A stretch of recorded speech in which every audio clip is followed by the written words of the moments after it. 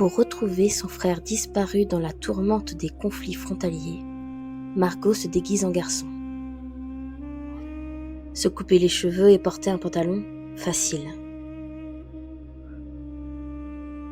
Péter et rôter en public, marcher comme un primate, ça demande plus d'entraînement.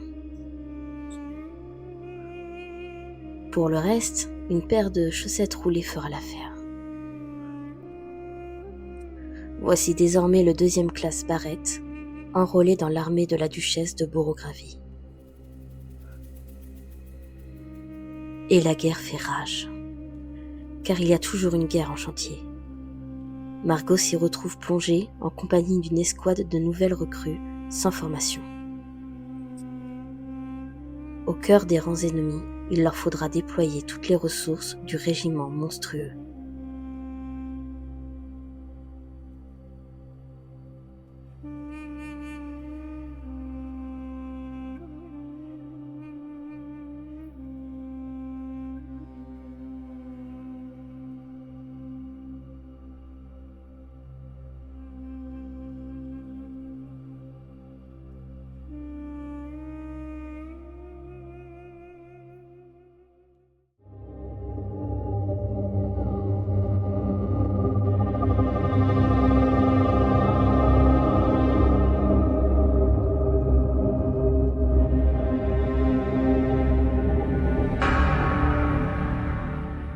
Bon bah Morgane, je pense qu'on va bientôt commencer. Ouais. Tiens, t'as oublié le plus important. Ah, mes chaussettes. Merci. Bonjour et bienvenue pour cette vidéo spéciale Halloween qui est très éprouvante, sachant que c'est la 2e fois que l'on tourne. Mais la joie de vivre est toujours là. Ah oui, quand on est avec des gens qu'on aime. Toujours. Mais ce qui est bien, c'est que j'ai pu sortir toutes les infos que j'avais, donc du coup, maintenant, je suis plus légère. Voilà, elle sera plus sage. On va moins digresser. On va moins digresser. Donc c'est une vidéo spéciale Halloween en 2 parties. La première partie avec la merveilleuse Morgane, qui est entre guillemets experte en Terry Pratchett, on va dire, qui a de bonnes bases. Disons que je commence à toucher ma bille. Voilà, elle commence à toucher sa bille. Et il y aura la 2e partie sur un autre livre, parce que je trouvais très intéressant, sachant qu'en plus on a fait la même lecture, de partager avec quelqu'un qui s'y connaît. Ensuite, on façon du livre et de son auteur, de façon succincte. Succincte. Alors, donc, le livre, comme on disait, c'est Le Régiment monstrueux de Terry Pratchett. C'est un livre qui a été écrit pour sa version anglaise d'origine, donc en 2003, si je dis pas de bêtises. Qui a été publié en 2003. Par écrit et publié. Et bah, les Français ont dû attendre 4 ans, puisque c'est arrivé en France en 2004. En 2007. 2007, comme vous voyez. Et ça a été traduit par Patrick Couton. Couton, voilà, j'ai toujours un doute entre Couton et Couton. Oui, si t'es encore là, franchement, t'as géré. Parce que c'est une personne qui traduit tout l'univers de Pratchett. Tout l'univers, et sachant que déjà traduire des expressions, c'est compliqué, mais traduire des mots qui n'existent pas, on t'adore. Petit mot rapide sur Terry Pratchett, parce que on compte faire une vidéo spéciale sur lui, mais il a écrit 77 livres. 77 livres, dont 41 dans l'univers du Disque-Monde. Voilà, donc c'était l'auteur à succès avant J.K. Rowling, il me semble. Oui, avant J.K. Rowling, c'est lui qui avait vendu le plus de livres fantasy. Voilà, et il faut savoir qu'il est mort vers les 60 ans, on sait plus exactement. Il est mort en 2015. Il avait une forme d'Alzheimer. Il avait Alzheimer, donc il avait, pour être exact, le syndrome de... Donc, en gros, Pratchett est mort en 2015 d'une forme assez rare d'Alzheimer. Et il faut se dire que c'est plus de 2 livres par an, au moins 2 livres par an. Pratchett a écrit 2 livres par an pendant plus de 10 ans. Dites-vous que le nombre de livres, c'est comme s'il avait écrit depuis sa naissance plus d'1 livre par an. C'est ça. Donc c'est faramineux.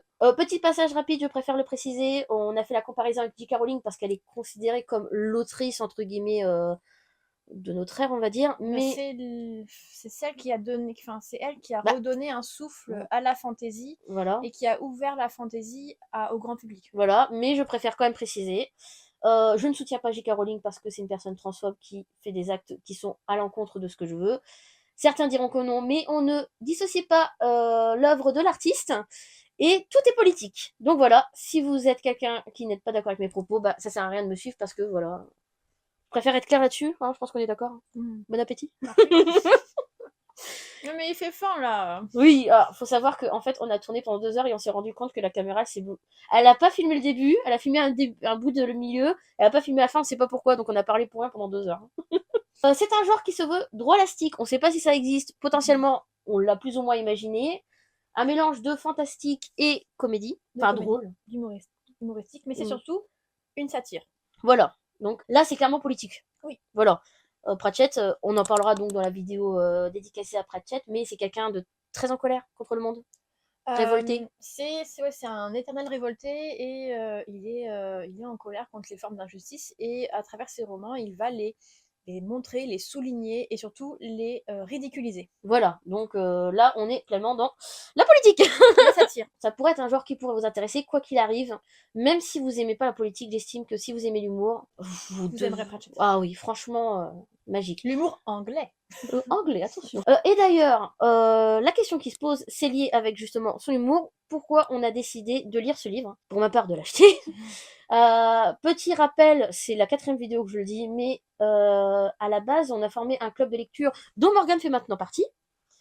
Le but initial de ce club, c'était de vider nos piles à lire. Je fais très mal mon travail puisque moi, j'achète les livres. Et le thème de ce mois-ci, c'était Halloween. On était obligés de choisir Halloween pour octobre, on est d'accord? Et je n'avais aucune idée de ce que j'allais lire pour Halloween. Franchement, aucune idée. Et c'est là que... Merveilleuse Morgane. Alors, pourquoi est-ce que je t'ai proposé ce livre, Canary? Alors déjà, le titre va dedans, Régiment monstrueux, voilà. monstre, on Halloween. Parle de monstre, c'est Halloween, voilà. Mais il n'y a pas que ça. Alors, vite fait, petite digression, vraiment très rapide. Juste un rappel, quand on choisit un thème, notre but c'est de ne pas trop le restreindre et aussi de le prendre dans sa globalité. Halloween en France, c'est la peur, c'est les monstres, mais par exemple au Mexique, c'est le lien avec les morts, le rapprochement, voilà, la famille. Donc c'est pour ça que même si ça ne fait pas peur, ça reste dans le thème Halloween. Voilà. Donc, pourquoi j'ai choisi ce roman? Parce que je te connais.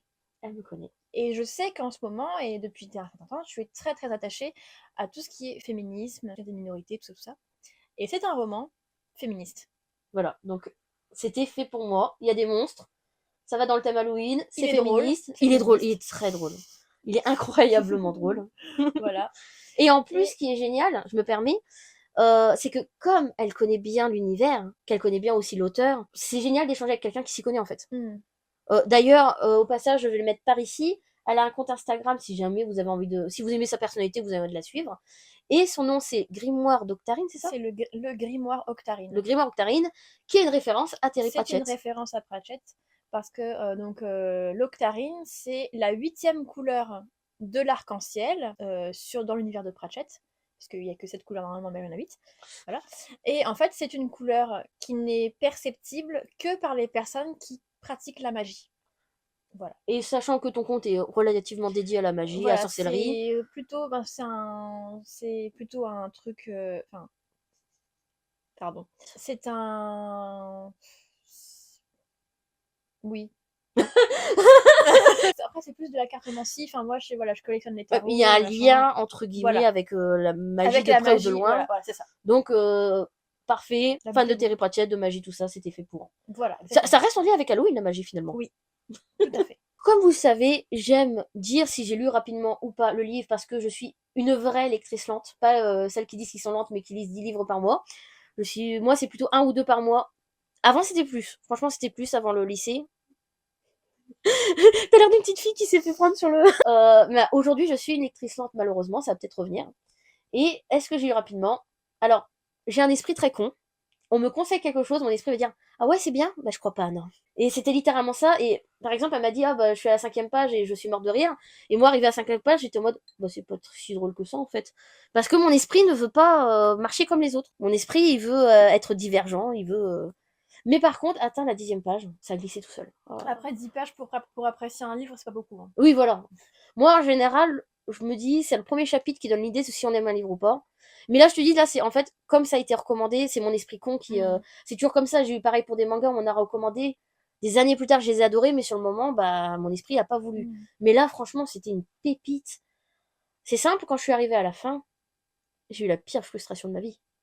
C'est le meilleur sentiment et le pire en même temps quand on lit un livre, en mode, c'est fini, quoi, je dois leur dire au revoir. Au revoir Margot, au revoir Maladicte, au revoir tout le monde. Quand je suis arrivée à la fin, j'étais en mode, mais pourquoi il n'y a pas une suite? Pourquoi il a fait ça? Et en même temps, je me dis, ça peut faire un bon départ de fanfiction. Pour ceux qui aiment les fanfictions, ça peut être un très très bon départ. Et toi, as-tu lu ce livre rapidement ou pas? Alors oui, C'est tout. Elle a vu que je lisais plus vite parce qu'au début, je suis à 17%, je suis à 19%, vraiment, c'était lent. Puis un jour, je suis passée de 40 à 50% d'un coup et t'es en mode, bah, qu'est-ce qui se passe? Voilà. Alors moi, il faut savoir que je relis, donc comme on en a parlé déjà, la première fois, je lis Pratchett tout le temps. C'est-à-dire qu'une fois que j'ai fini, je recommence. Bah, en même temps, il y a un plaisir de... L'univers est tellement étendu déjà qu'on est obligé de relire pour... Pour tout absorber en fait. Voilà. Et Pour refaire encore, le parallèle avec Harry Potter, il y en a certains qui ont relu pour trouver des théories ou autres. Imaginez, là, il y a 41 livres pour le Disque Monde. Si vous voulez analyser ce livre, c'est obligatoire. oui, comme c'était pour moi, c'est de la relecture et c'est de la relecture active. C'est-à-dire que je Il y a un but derrière. voilà. Je l'ai relu assez rapidement. Oui, donc... Oui, bah, de toute façon, je l'ai vu, hein, quand elle a commencé et quand elle a fini, j'étais en mode... Mais... Je crois que je l'ai lu en 3-4 jours. Ouais, très rapide. Quelque chose comme ça. Et alors, je sais pas toutes les éditions, mais c'est 512 pages. C'est pas juste 200 pages, c'est quand même une sacrée lecture. Après, comme je le répète très souvent aux gens qui me posent la question, je consacre énormément de temps à la lecture, beaucoup plus qu'une personne lambda. Voilà. Et du coup, je propose, vous avez eu le résumé en début de vidéo, mais Morgane va faire un résumé un peu plus complet, on va dire, parce que c'est important pour la suite. Pas plus complet, mais plus orienté. Oui, plus orienté. Donc en fait, dans ce roman, c'est l'histoire de Margot, une jeune femme qui sert dans une auberge, qui s'appelle la Duchesse, et qui décide un matin, enfin qui décide de partir un matin pour aller chercher son frère qui a été envoyé à la guerre quelques mois plus tôt. Et pour ce faire, elle va devoir se travestir en homme. Et donc elle s'habille en homme. Déjà, c'est interdit. Très mal vu, parce que porter un pantalon, c'est déjà mal vu pour une femme. Alors se faire passer pour un homme. Voilà, c'est totalement proscrit. Surtout si jamais elle se fait attraper par des soldats ou par ses supérieurs, Oui. elle peut le payer très très cher. Ah oui. Et justement, on va en parler. Donc, elle va donc s'engager auprès de Jacques Room, qui est un sergent. Avec lui, il y a le caporal Krum. Et plus tard dans l'histoire va apparaître le lieutenant Blues, qui sont tous les trois des caricatures d'hommes. De très grosses caricatures d'hommes. Voilà. Donc, vous avez soldat tout en bas, caporal, sergent, lieutenant. C'est ça. C'est un peu comme dans une salle de cours, vous avez les élèves, le prof principal, CPE, directeur. Donc, voilà. Vous parlez déjà bien à votre prof, mais alors votre directeur, c'est... vous le fuyez si possible d'ailleurs. Voilà. Et du coup, Margot qui se travestit donc en homme, va être confrontée à ce monde d'hommes, tout en le voyant par son prisme de femme. Mais elle va se rendre compte que finalement, porter un pantalon et avoir des chaussettes dedans... Et des poches. Et bah ça ouvre quand même pas mal de possibilités. Bah, ça permet d'exploiter ses propres compétences au mieux. C'est ça, au mieux, exactement. Parce qu'on lui demande pas se faire passer pour un homme, ça la rend pas compétente. Ça lui permet d'exprimer ses compétences. Voilà. Donc voilà, c'est très important. Voilà. D'ailleurs, je propose qu'on lise chacune son passage préféré. C'est d'ailleurs pour ça qu'on vous a expliqué plus ou moins l'importance des rangs, parce que ça va jouer. Elle s'arrêta devant le baraquement pour lui rectifier sa veste et le dévisager. « Vous êtes lavé hier soir, mon lieutenant ?» Il n'y avait pas de... La réaction de Margot fut machinale. Bien que la cadette de Paul de 15 mois, elle l'avait trop longtemps maternée. « Mouchoir !» ordonna-t-elle. Et comme certains réflexes sont programmés dans le cerveau à un très jeune âge, le lieutenant obéissant tendit l'article demandé. « Crachez !» ordonna encore Margot. Elle se servit ensuite du mouchoir humidifié pour essuyer une trace sur la figure de Blues et s'aperçut au même instant de ce qu'elle faisait. Pas moyen de revenir en arrière. Une seule solution, continuer. « Très bien, dit-elle avec rudesse. Vous avez tout ? Oui, Barrett. Vous êtes allé au cabinet ce matin ? Poursuivirent ses lèvres tandis que son cerveau se ratatinait de trouille à l'idée d'une cour martiale. Je suis secouée, se dit-elle, et lui aussi. Alors je me raccroche à ce que je connais, et je ne peux pas m'arrêter.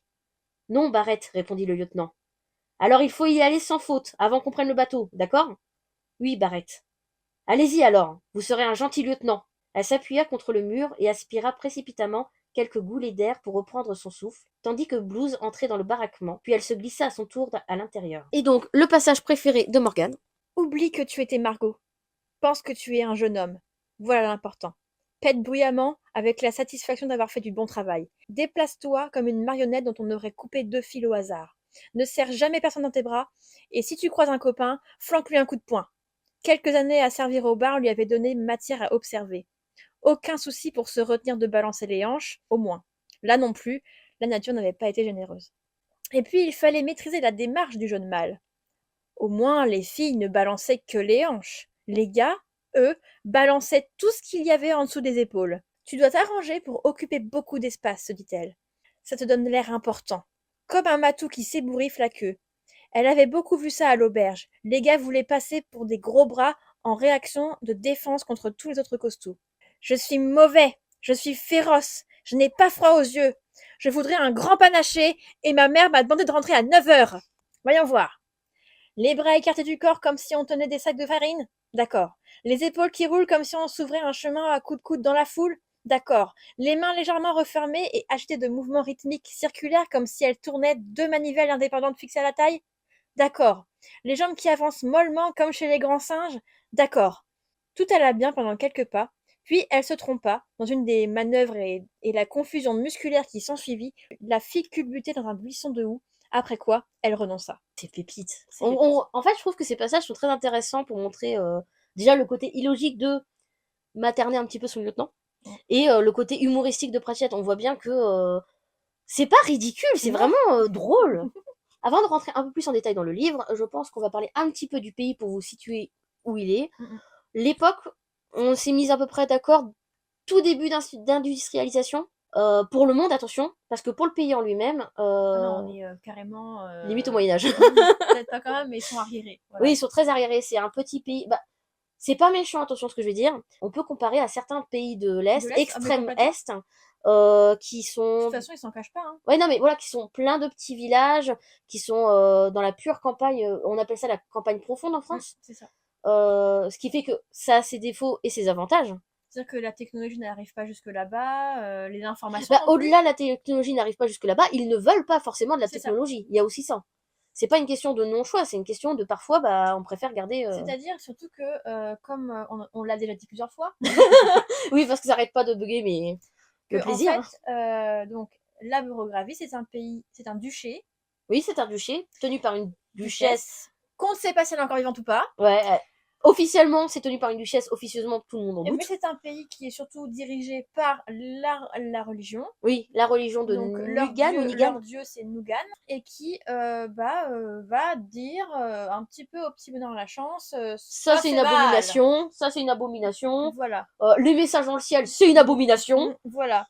Et qui va vraiment rendre le pays complètement désuet en fait. Oui.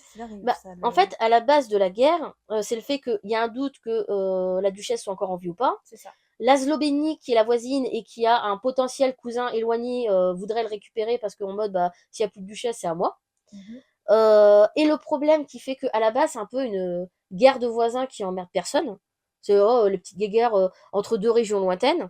Le problème, c'est qu'il y a un troisième pays qui va être touché. C'est un pays en comment c'est une ville. Une ville, mais une grosse ville, quoi. Une grosse ville qui va être touchée parce que comme ils sont contre les messages dans le ciel, et contre le ciel limite. Voilà, les burographes n'ont pas le droit de regarder le ciel. Après, c'est pas grave parce que le ciel n'a pas l'air terrible. Non.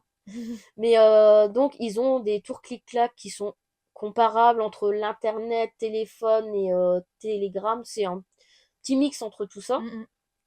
Et bah, ils vont détruire les tours parce que bah, c'est pas loin de chez eux, c'est vraiment à la frontière en fait. C'est ça. Le truc, c'est que c'est à la frontière entre les trois zones et ça va mêler le petit royaume à la guerre. À la guerre. Non, ça va mêler la ville. Ça va mêler la ville à la guerre. À la guerre, alors parce que elle, ils s'en fichaient à la base. Hein. Ah, bien sûr qu'ils s'en fichaient. Ils savaient même pas que ça existait. Non. Et le truc, c'est qu'en fait, Ankh-Morpork, ils en ont un peu marre que leur message soit bloqué en fait à cet endroit-là à cause de la destruction de. Bah, pour faire un parallèle, c'est un peu bon, c'était moins grave parce qu'on avait encore la 4G, mais c'est quand il y a eu des antennes 5G qui sont installées et qu'il y a des gens qui les ont détruits en mode c'est dangereux. Et bah c'est un peu ça, sauf que là c'est comme s'ils détruisaient les lignes téléphoniques. Parce que à la base, Vimer, dans le début du roman, on le voit, il arrive justement où il lit le livre saint du. Oui, il lit le livre de Nugan. Et le truc, c'est que le livre de Nugan, c'est pas vraiment un livre, c'est un classeur avec des feuilles. Et il y a. Ajouter. En fait, c'est pas comme notre Bible, une Bible ou même le Coran où il y a l'histoire et c'est fini. Non, là, c'est tous les jours, il y a un truc qui s'ajoute. Ça s'écrit en fur et à mesure. Ouais, voilà, c'est ça. Ah, maintenant, il y a les cailloux. Voilà, maintenant, les cailloux, c'est non. Les cailloux, c'est pas bien. Voilà. Et donc, à la base, Vimer, il est censé aller leur dire que, alors, déjà, leur religion, N'importe quoi. c'est n'importe quoi. Et C'est qu'en même pas fait, que c'est de la merde wood, c'est n'importe quoi, c'est alors, tout. disons que il y a un truc important à savoir dans l'univers de Pratchett, c'est que les dieux existent. C'est un fait. D'accord. Ça, c'est la question que je me posais. Voilà, les dieux existent, c'est un fait. C'est-à-dire qu'ils habitent tous au même endroit, D'accord. en haut d'une montagne. Ils existent tous. Donc, il y a un vrai dieu qui leur Oui. dit ça, Exactement. Et c'est leur choix à eux, par contre, de croire en ce dieu-là ou pas. En Enfin, fait, de le suivre plutôt. c'est une question qui est très importante dans l'univers de Pratchett en général, c'est que tant que quelqu'un croit en ce dieu existe. Ah, oh. Bah, on n'est pas encore dans la partie spoil, mais du coup, là, j'ai plein de trucs qui C'est sont en pour mode. ça. C'est pour ça. Oui, c'est pour ça, c'est que à partir du moment où En fait, on masse... donne vie littéralement avec nos croyances. Exactement. Ah, mais À partir du oui. moment où tu crois à quelque chose, ce quelque chose va prendre forme dans l'univers. D'accord, mais c'est incroyable. Mais waouh. Mais tu vois, au final, heureusement qu'on a retourné la vidéo, parce que ça, tu vois, on n'avait pas abordé. C'est incroyable, quoi. Mhm. Là, j'ai des mais ouf. Ouais, et donc en fait, Ah, c'est hallucinant. Là, vraiment, là, j'ai une révélation. donc c'est-à-dire que dès qu'il y a un vide de croyance, et en fait, il y a un nouveau dieu qui peut prendre la place, en fait. D'accord, mais oui, mais Si c'est tellement de en fait, choses. c'est si suffisamment de personnes croient en un même dieu, ce dieu va exister. C'est pour ça que je me dis, mais parce que il y a plusieurs types de croyances entre guillemets. Il y a des personnes qui pensent que dans la religion, c'est les apôtres entre guillemets, c'est des hommes qui sont permis d'écrire et tout ça. Mhm. On dit pas ce qui est bien ou pas, c'est juste voilà. Mais là, je me disais, c'est quand même bizarre parce qu'ils ont très régulièrement quand même des nouvelles et je comprenais pas d'où ils les avaient ces Mais nouvelles. non, Je me en dis, fait, il y a un prêtre quelque part, il est en train de se taper un kiff. non, c'est parce que non, c'est vraiment le dieu qui leur parle. Mais oui, mais justement, je me dis, mais quel humain normalement constitué se dirait les cailloux c'est mal, tu vois, c'est ça que je comprenais Mais pas. non, Et là, je comprends mieux en fait si ça vient vraiment d'un dieu qui existe. oui. Waouh, mais ça m'a fait ma révélation. Là, je suis heureuse. Et du coup, ça explique aussi la fin. Oui, voilà, c'est pour ça que il y a des trucs que je comprenais pas, mais là, waouh. Waouh, vraiment, j'ai prévu de. Franchement, je suis obligée, je vais faire une série de vidéos sur les livres de Terry Pratchett, je suis obligée. Hein. Bah oui, t'es obligé. Mais non, mais vraiment, mais c'est obligé en Est-ce mode que tu me mon mettras cœur le veut. Est-ce que tu me mettras à chaque fois? Ah oui, bah si tu veux bien, oui. Avec plaisir, mais là, vous allez la retrouver pour une série de vidéos sur. Sur Pratchett. Ah Mais ouais. t'inquiète pas, au bout d'un moment, tu en sauras autant que moi. Hein. Ah ouais, non, mais. Non, c'est pas ça, c'est même pas le fait de savoir ou pas, c'est le fait que c'est tellement bien construit, quoi. Il y a beaucoup à découvrir et à apprendre en fait dans cet univers-là. Ah, et je suis encore plus heureuse d'avoir proposé de faire la vidéo avec moi parce que, waouh! Ah, je suis. Désolée, je suis dans tous mes états. C'est ça que j'aime avec la lecture, tu vois. Oui. Non, c'est vrai que Pratchett, il réveille vraiment des émotions qu'on n'a plus l'habitude de ressentir Ah ouais, ça faisait longtemps que en j'avais lisant des pas. livres. Et donc, du coup, donc ce pays, bah en fait, il faut le faire rentrer de gré ou de force dans le siècle de la roussette. Oui! Oui, parce que le pays, il refuse d'avancer en même temps que les autres, donc. C'est ça. Et donc Vimer, à la base, Vimer, il est censé aller en Borogravie, leur dire bon, c'est bien gentil votre truc, mais votre dieu, il va bien arrêter de nous casser les bonbons et on va mettre nos clicacs et vous allez arrêter de nous casser les pieds. Quoi. Sauf que il arrive là-dedans et c'est la guerre. C'est ça le parallèle qui est assez incroyable, c'est que franchement, quand on sait les raisons, c'est vraiment une guerre de voisins ridicule. Mais par contre, les conséquences sont une guerre Oui, humainement, terrible. Humainement, c'est affreux. Voilà, c'est. Pour les gens, pour les autochtones de ces pays-là, c'est. Oui, c'est pour ceux qui sont en plein dedans, c'est terrible. Il y a littéralement des morts pour une bagarre débile. Et le truc qui va justement faire que cette guerre va devenir si importante, c'est parce que Vimer, il arrive, mais il n'est pas tout seul, Oui. il arrive donc avec un jeune monsieur qui s'appelle Monsieur Demo et qui est journaliste. Et qui est incroyable. Et qui va écrire sur cette guerre et qui va donc publier des journaux à Ankh-Morpork sur la guerre et qu'en fait, les Morporkiens vont se retrouver à être fascinés par cette guerre.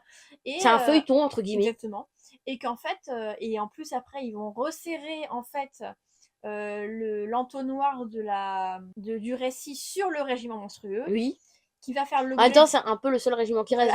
Voilà, donc, même s'ils n'avaient pas forcément envie, c'est le seul truc qui reste à manger. Donc, donc du coup, sur le régiment monstrueux, donc le régiment de Margot, et ça va devenir un peu... parce que, comme je l'avais déjà dit la première fois, le régiment de Margot, qui est en roue libre, on va le dire, oui, hein, ils sont en roue libre, mais ils vont faire des choses qui sont décisives pour la suite Bah, de la guerre, en fait. en fait, ils arrivent à mêler, je trouve, instinct et réflexion.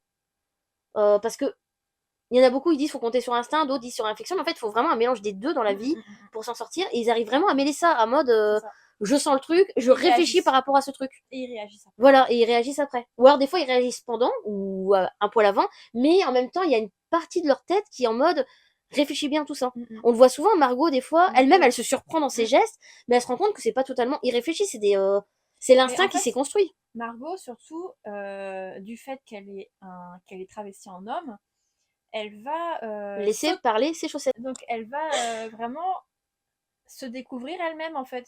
Parce Oui, que à travers le costume, enfin le travestissement, elle va se laisser la latitude d'être qui elle est, en fait. oui. Bah voilà, elle va laisser aller ce qu'elle est, mais elle l'enfermer entre guillemets derrière. Certaines parties d'elle-même, par exemple, elle se découvre impulsive, Oui, alors qu'elle avait jamais été impulsive avant. Mais bah, mais parce sauf qu'elle que avait pas le droit de l'être avant. pas le droit, pas l'occasion non plus. Pas Parce que l'occasion. bon, Quand t'es enfermé dans une auberge où il se passe globalement ça c'est très mis souvent en avant, c'est que ce qu'elle a appris ça vient de son auberge, mais en même temps il se passe toujours la même chose globalement. C'est pour ça d'ailleurs qu'elle a cette vision des hommes, parce que à chaque fois les hommes qui viennent sont tous de la même façon. Et du coup bah c'est un excellent point pour savoir est-ce que tu as aimé Margot. J'ai aimé Margot. Elle était incroyable. Margot, elle est cool. Elle est cool. Elle me représente un peu quand on n'était pas déconstruit à l'adolescence, pas autant en tout cas. Et je sais pas quel âge elle a, je crois qu'elle a 16 ans, il me semble. Je crois même qu'elle elle s'engage en tant que femme et Ben, trop il a quel jeune. âge son frère? Je sais pas. Parce que son frère, elle a 15 mois de moins. On sait pas trop l'âge, Mais mais on sait que Margot, je la situe entre 16 et 18 ans. voilà, on sait que Margot, enfin, elle le dit elle-même, elle est trop jeune normalement pour Oui, oui, s'engager. elle est vraiment jeune. C'est même pas une question de femme ou homme, c'est l'âge de base. Donc je crois qu'elle a 16 ou 17 ans, au Ouais. maximum. Pas plus de 18, ça c'est sûr à 100%. Mais du coup, des fois t'as envie de la secouer en mode, mais elle-même elle dit des choses en fait, c'est comme si elle disait ouais, bah on me fouette avant que j'aille me coucher. En mode c'est normal. Et toi, quand on est déconstruit, on est en mode non, une partie de toi ne sait que c'est pas normal, s'il te plaît, ouvre les yeux, fais quelque chose. Mais bah, il faut le temps du récit justement. Et c'est le temps qu'on va prendre pour, attention, spoiler alerte. À partir de maintenant, on va dévoiler des éléments très importants, trop importants. Si vous ne voulez pas vous gâcher la surprise, vous allez au niveau de ce timecode, vous saurez que c'est fini, on aura arrêté de baver sur toute la réalité des choses. Attention, ceci n'est pas un exercice, vous allez être spoilé ou bien divulgaché, comme disent les Québécois, qui ont toujours une longueur d'avance sur les Français. Alors, on a eu que des problèmes techniques tout le long. Constater, il fait nuit maintenant. Oui, la lumière, c'est pas tout à fait la même. Des objets ont bougé à droite, à gauche. Voilà, parce que ça fait 3 heures qu'on tourne et que ça n'arrête pas de couper, de pas enregistrer, de machin de trucs, donc. Donc, si on a un peu moins d'énergie, ne nous en voulez pas. C'est un peu long et fastidieux. Donc, comme nous disions, nous rentrons dans le milieu spoiler. Les spoilers. Je propose qu'on reprenne avec Margot un peu plus en profondeur, puisque de toute façon, c'est le spoiler, c'est le moment d'en profiter. Donc, on va commencer par détailler un peu quelle est la situation de Margot au début du roman. Donc, en fait, au début du roman, Margot, elle Elle en bave. elle vit avec son père et son frère, et ils dirigent une auberge qui s'appelle La Duchesse. Il faut savoir que elle avait une mère, évidemment, mais elle est morte il y a... C'est Elle pas est précisé, mais il y a assez longtemps, je Elle est pense. décédée il y a assez longtemps avant. Et elle était très très pieuse. Très très pieuse, ouais. Donc je pense que on sent un petit détachement Ouais. de la religion de Margot, mais je pense que c'est un peu comme beaucoup de familles. Un détachement complet. Hein, Oui, non, mais je veux dire, elle respecte entre guillemets certaines règles, mais je veux dire, elle a pas une haine envers la religion, Non, pas du tout. mais elle est pas dans la religion. Non. Ça se sent très vite de toute façon, et c'est comme certaines familles où les parents sont tellement religieux que les enfants s'en décrochent totalement. Dans tous les cas, elle est la cadette de son frère Paul, c'est-à-dire qu'en plus de 15 mois. De 15 mois, et en plus donc et on peut évoquer donc la situation familiale, c'est-à-dire que le père il ne va pas en rajeunissant, on va dire, et son frère, d'une part, alors on le soupçonne d'être autiste. Il y a beaucoup de facteurs. Il a un intérêt spécifique pour les oiseaux, et le dessin. La peinture, voilà, le dessin, la peinture. Il est beaucoup dans ce monde. Il est très simple. Il a besoin de Margot pour tout. Et il a du mal à communiquer. On sent que c'est pas quelqu'un qui parle beaucoup. Ouais. Mais par contre, je tiens à souligner que pas un seul moment ce potentiel autisme n'est décrit de manière négative ou Non. honteuse. C'est un fait. Bah, en fait, c'est que dans tous les bouquins de Pratchett, quand un personnage a Une une différence. différence, c'est jamais moqué en fait, c'est toujours un fait. C'est Oui, toujours c'est, ok, bah, il est comme ça, il est voilà. comme ça, point. C'est pour expliquer aussi la situation de bah, Margot, elle a, comme elle dit, bien qu'elle soit sa cadette de 15 mois, elle est obligée de le materner. C'est ça. Du coup, quand Paul est envoyé à la guerre, donc déjà elle s'inquiète pour lui Ah, parce qu'elle se bah, demande s'il va parce revenir. qu'elle tient à lui. Un peu comme une mère, finalement, elle tient à Ouais. lui. Mais il y a un autre souci qui se pose, c'est que si jamais son frère ne revient pas de la guerre et qu'il y décède, elle ne pourra pas hériter de l'auberge familiale. C'est-à-dire que c'est un cousin à elle, lointain, qui va en hériter et qui Et décrit pourrait, comme ivrogne, d'ailleurs. c'est vrai, et qui pourrait la chasser et en fait la déloger de sa maison. Oui. Donc elle souhaite, Sa maison et son travail. oui, elle Parce ne qu'il y a souhaite, tout qui est lié ouais, à la duchesse. elle ne souhaite pas perdre sa maison, donc du coup, c'est d'ailleurs pour ça qu'elle décide de se travestir en homme pour aller récupérer son frère. C'est une survie totale. C'est ça. Et de l'amour parce que, bah. Oui, En aussi. fait, pendant un moment, je pense qu'il a fait exprès. T'as des doutes en mode est-ce qu'elle fait ça pour son frère ou pour elle. Et en fait, il y a des courts passages, mais on sait que, bah, par exemple, bah, vu qu'on est dans le spoil, on peut le dire, à Mhm. la fin, elle était en colère contre tout le monde. Puis elle retrouve son frère avec une boîte de craies de couleur et en mode bah, c'est bon, la colère s'est envolée. Parce que quelqu'un Et lui a donné des crayons de voilà. couleur. Et on sent qu'elle tient à lui. Hmm. On avait des soupçons qu'elle tenait à lui, mais là, c'est vraiment le passage en mode elle est prête à oublier toute sa rancœur et sa haine, toutes les galères de la guerre parce que son frère est heureux, quoi. Ouais, Donc ça, c'est super beau. c'est très beau. Et d'ailleurs, le trait de couleur, c'est souligné parce que ça, les couleurs sont mal vues par Nugan, un truc comme Ouais. ça. Non, Et c'est représenter des choses qui sont. Ah, je sais plus. mais Un truc comme le ça. dessin entre guillemets est mal vu. Et alors qu'elle s'était cassé le cul littéralement à lui acheter des crayons de couleur, sa mère les a mis au feu en mode non, Mm, Nugan mm, ne mm, veut mm. pas. Et Ouais. c'est aussi pour ça, je pense qu'elle a du mal avec la religion, c'est parce que ça a privé son frère. Ouais. Une fois dans l'armée, Quand elle euh, s'engage. ouais, quand elle s'engage, on sent que elle dit souvent les chaussettes parlent pour moi, mais en fait parce qu'elle se découvre une nouvelle personnalité. Enfin, pas une nouvelle. Non. Elle découvre ce qui était enfoui en En elle. fait, je pense que le fait de se travestir et de s'habiller comme un homme, eh bien en fait, ça lui laisse toute la latitude d'être la personne qu'elle est vraiment en exprimant toutes les facettes qu'elle peut avoir. On le voit plusieurs fois dans le roman, notamment la colère. Mhm. Elle se mettait jamais en colère avant, et là, elle se retrouve à être impulsive, Ah, alors sanguine. l'impulsivité, je crois que c'est le truc Ça revient qui la souvent, choque la plus souvent. et en fait, à chaque fois, elle dit, mais je laisse parler mes chaussettes. Alors qu'en fait, non, c'est juste. Les chaussettes lui permettent Voilà, de se laisser. les chaussettes te permettent de t'exprimer comme ça vient naturellement et de plus mettre ta personnalité dans la boîte féminine qu'on a. Bah, en fait, le tout, c'est pas qu'elle se permet d'agir comme un homme, c'est que comme les gens n'ont plus le regard de la femme, c'est ça en fait.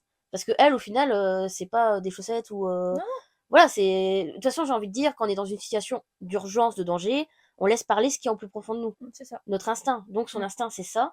Mais comme toute sa vie, on a dit t'es une femme, t'as pas le droit, bah, elle y a jamais réfléchi au fait de est-ce que c'est une possibilité. Voilà, et puis finalement, elle se découvre Badass déjà. badass. Ouais, il y a toute une. Enfin, elle découvre qu'elle a toute une palette d'émotions et de réactions qu'elle aurait jamais eu avant, qui se révèle en fait grâce à une paire de chaussettes dans le pantalon.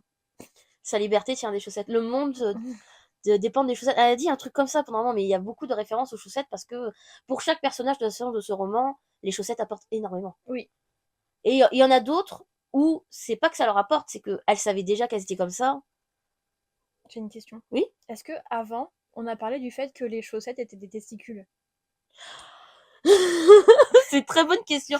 Bah, pour Parce que nous, depuis tout à l'heure, on dit chaussettes, chaussettes, chaussettes, mais il y a peut-être un moment, est-ce qu'on a dit avant que en fait, bah, je m'étais dit peut-être que la référence du résumé ne l'aura peut-être pas mis en tête, ah oui, mais en fait quand on a lu le livre, c'est obvious que les chaussettes c'est pour en le fait, renflement qui manque. voilà, en gros, quand au début du roman, il y a C'est un pas qui. personnage qui donne à Margot une paire de chaussettes à mettre dans sa culotte, D'ailleurs, elle soupçonne directement Maladicte. voilà, sauf qu'on n'en a pas encore parlé, donc les gens vont savoir c'est qui Maledicte. Non, mais on va en parler après, mais on va en Et parler. donc du coup, voilà, elle met la paire de chaussettes, elle met la paire de chaussettes dans sa culotte, et donc du coup, ça simule une paire 2 testicules. Bien. Bien, voilà. Et donc, du coup, quand elle parle, elle dit ouais, je laisse parler mes chaussettes, c'est voilà, quelque part, elle laisse parler son masculin, alors que en fait, comme on vient de le dire, c'est pas tellement ça.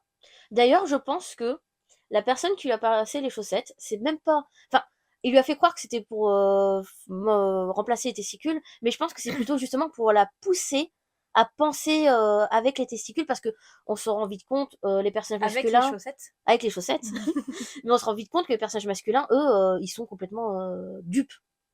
Je veux dire, avec ou sans C'est vrai. chaussettes, je pense ils auraient C'est jamais vrai. vu la différence. Non, c'est vrai. Ils sont totalement dupes. Ils sont un peu tournés au ridicule en mode ah, bah, ils se disent jamais, tiens, elle est toujours nickel. Non, elle a même pas de poils, quoi. Il y a personne qui. Alors que ça se Non, remarque quand même quelqu'un d'imberbe. non, mais elle se rase. À la Enfin, perfection. il se rase à la perfection tous les jours.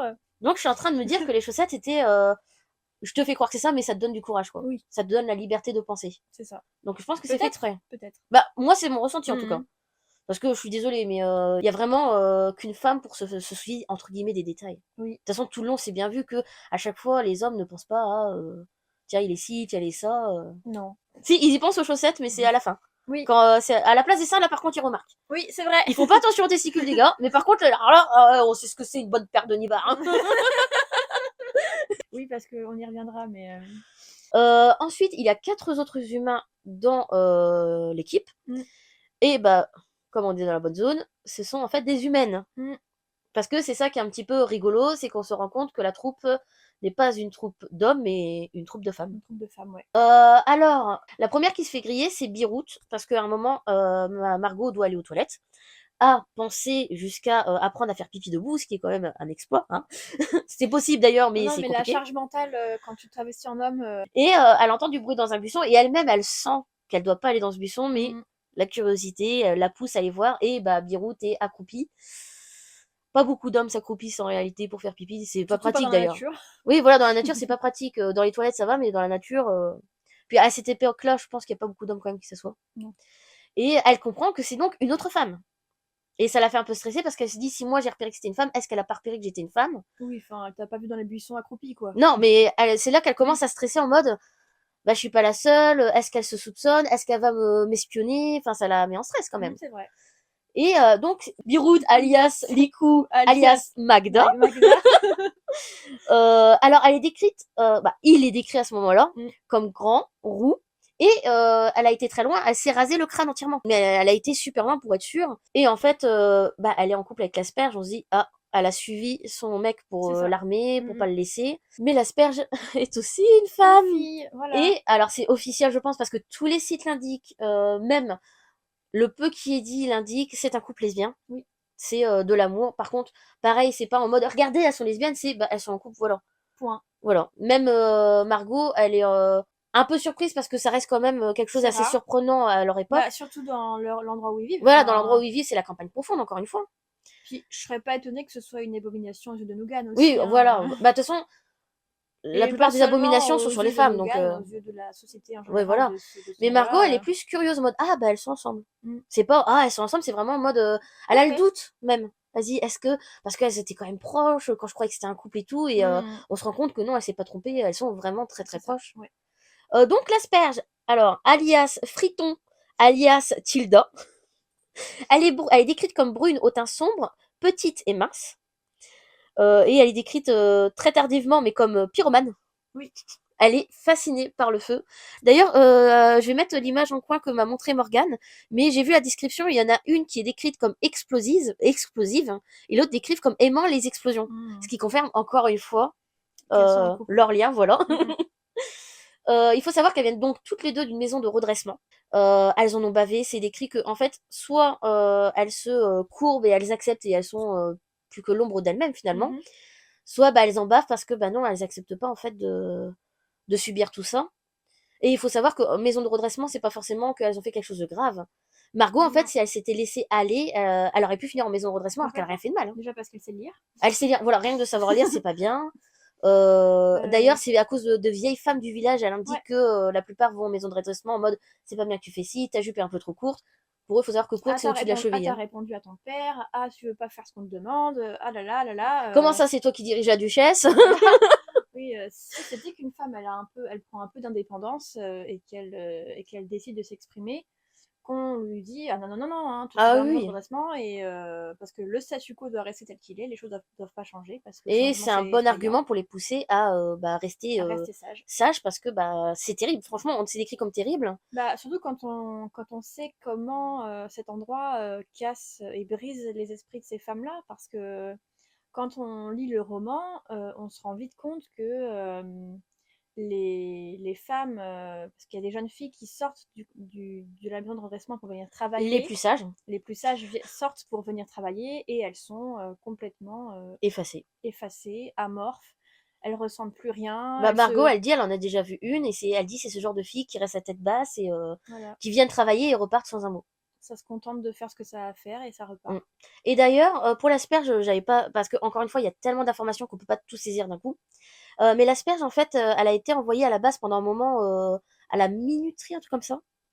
Mais j'ai lu ça et en fait, elle est revenue enceinte. Donc, on se doute ce que ça veut dire, Mm, mm. VIOL. Mm, mm, mm. Sauf que c'est elle qui est punie pour ça. Quand elle accouche, elle est privée de son bébé et elle est battue. C'est bien indiqué qu'elle est Ouais. battue.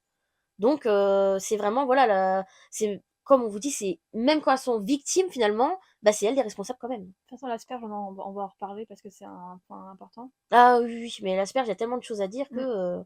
Et Magda est assez drôle aussi parce que vous êtes sûr que vous avez pas d'armes sur vous? Non. Non, Et ça c'est quoi? Ah bah c'est un couteau. on a le droit d'avoir un couteau, non? C'est pas un couteau, c'est un sabre. Oh, un sabre, un couteau. C'est très marrant ce passage. Elle a l'air toute innocente en mode. Oui, ça va.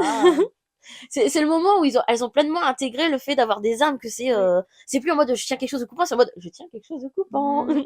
Alors ensuite, nous avons Chouf, qui est décrit comme un garçon un peu petit et un peu gros, et que comme les autres, ça s'avère être une femme. Mhm. Il s'est fait passer pour Manicole. Alors pareil, par contre, les prénoms sont incroyables. Mm. En fait, j'ai l'impression que les femmes, elles ont un minimum de prénoms entre guillemets ordinaires, mais à chaque fois, les hommes, ils ont des prénoms, mais et ça choque personne, donc c'est que c'est Oui, non, logique pour après, eux. je pense aussi que peut-être en tant que... Alors, c'est vraiment une théorie de ma part, hein, mais elles ont dû chercher des prénoms qui faisaient vraiment homme, Oui, tu vois? moi Donc, bonhomme. voilà, il fallait pas qu'elles aient un prénom. Il y a que... En fait, finalement, j'ai l'impression qu'il n'y a que Margot qui a trouvé un prénom ordinaire. Ouais, elle, c'est très ordinaire. Olivier, ça Il passe. s'appelle Olivier, donc ça va. Bien que j'ai trouvé qu'elle avait pris un risque quand même quand elle s'est présentée comme Barrette, parce que je me suis dit, la duchesse est très connue dans son village. J'ai dit, toi, tu prends des risques, ma petite. Chouf, alias Manicole, Manicole, alias alias Babette. Babette. Et je trouve ça J'aime trop ce trop mignon. prénom. Oui, il est J'aime trop trop ce mignon. prénom. Et je trouve que ça va bien avec la situation. Si en fait elle est décrite comme un peu grosse, c'est parce qu'elle l'est un petit peu, puisqu'elle est enceinte. Enceinte. Et évidemment, les mères célibataires sont une abomination de Nugan. Donc c'est d'ailleurs aussi pour ça qu'elle a été battue à l'asperge, parce que c'est une abomination d'être mère célibataire.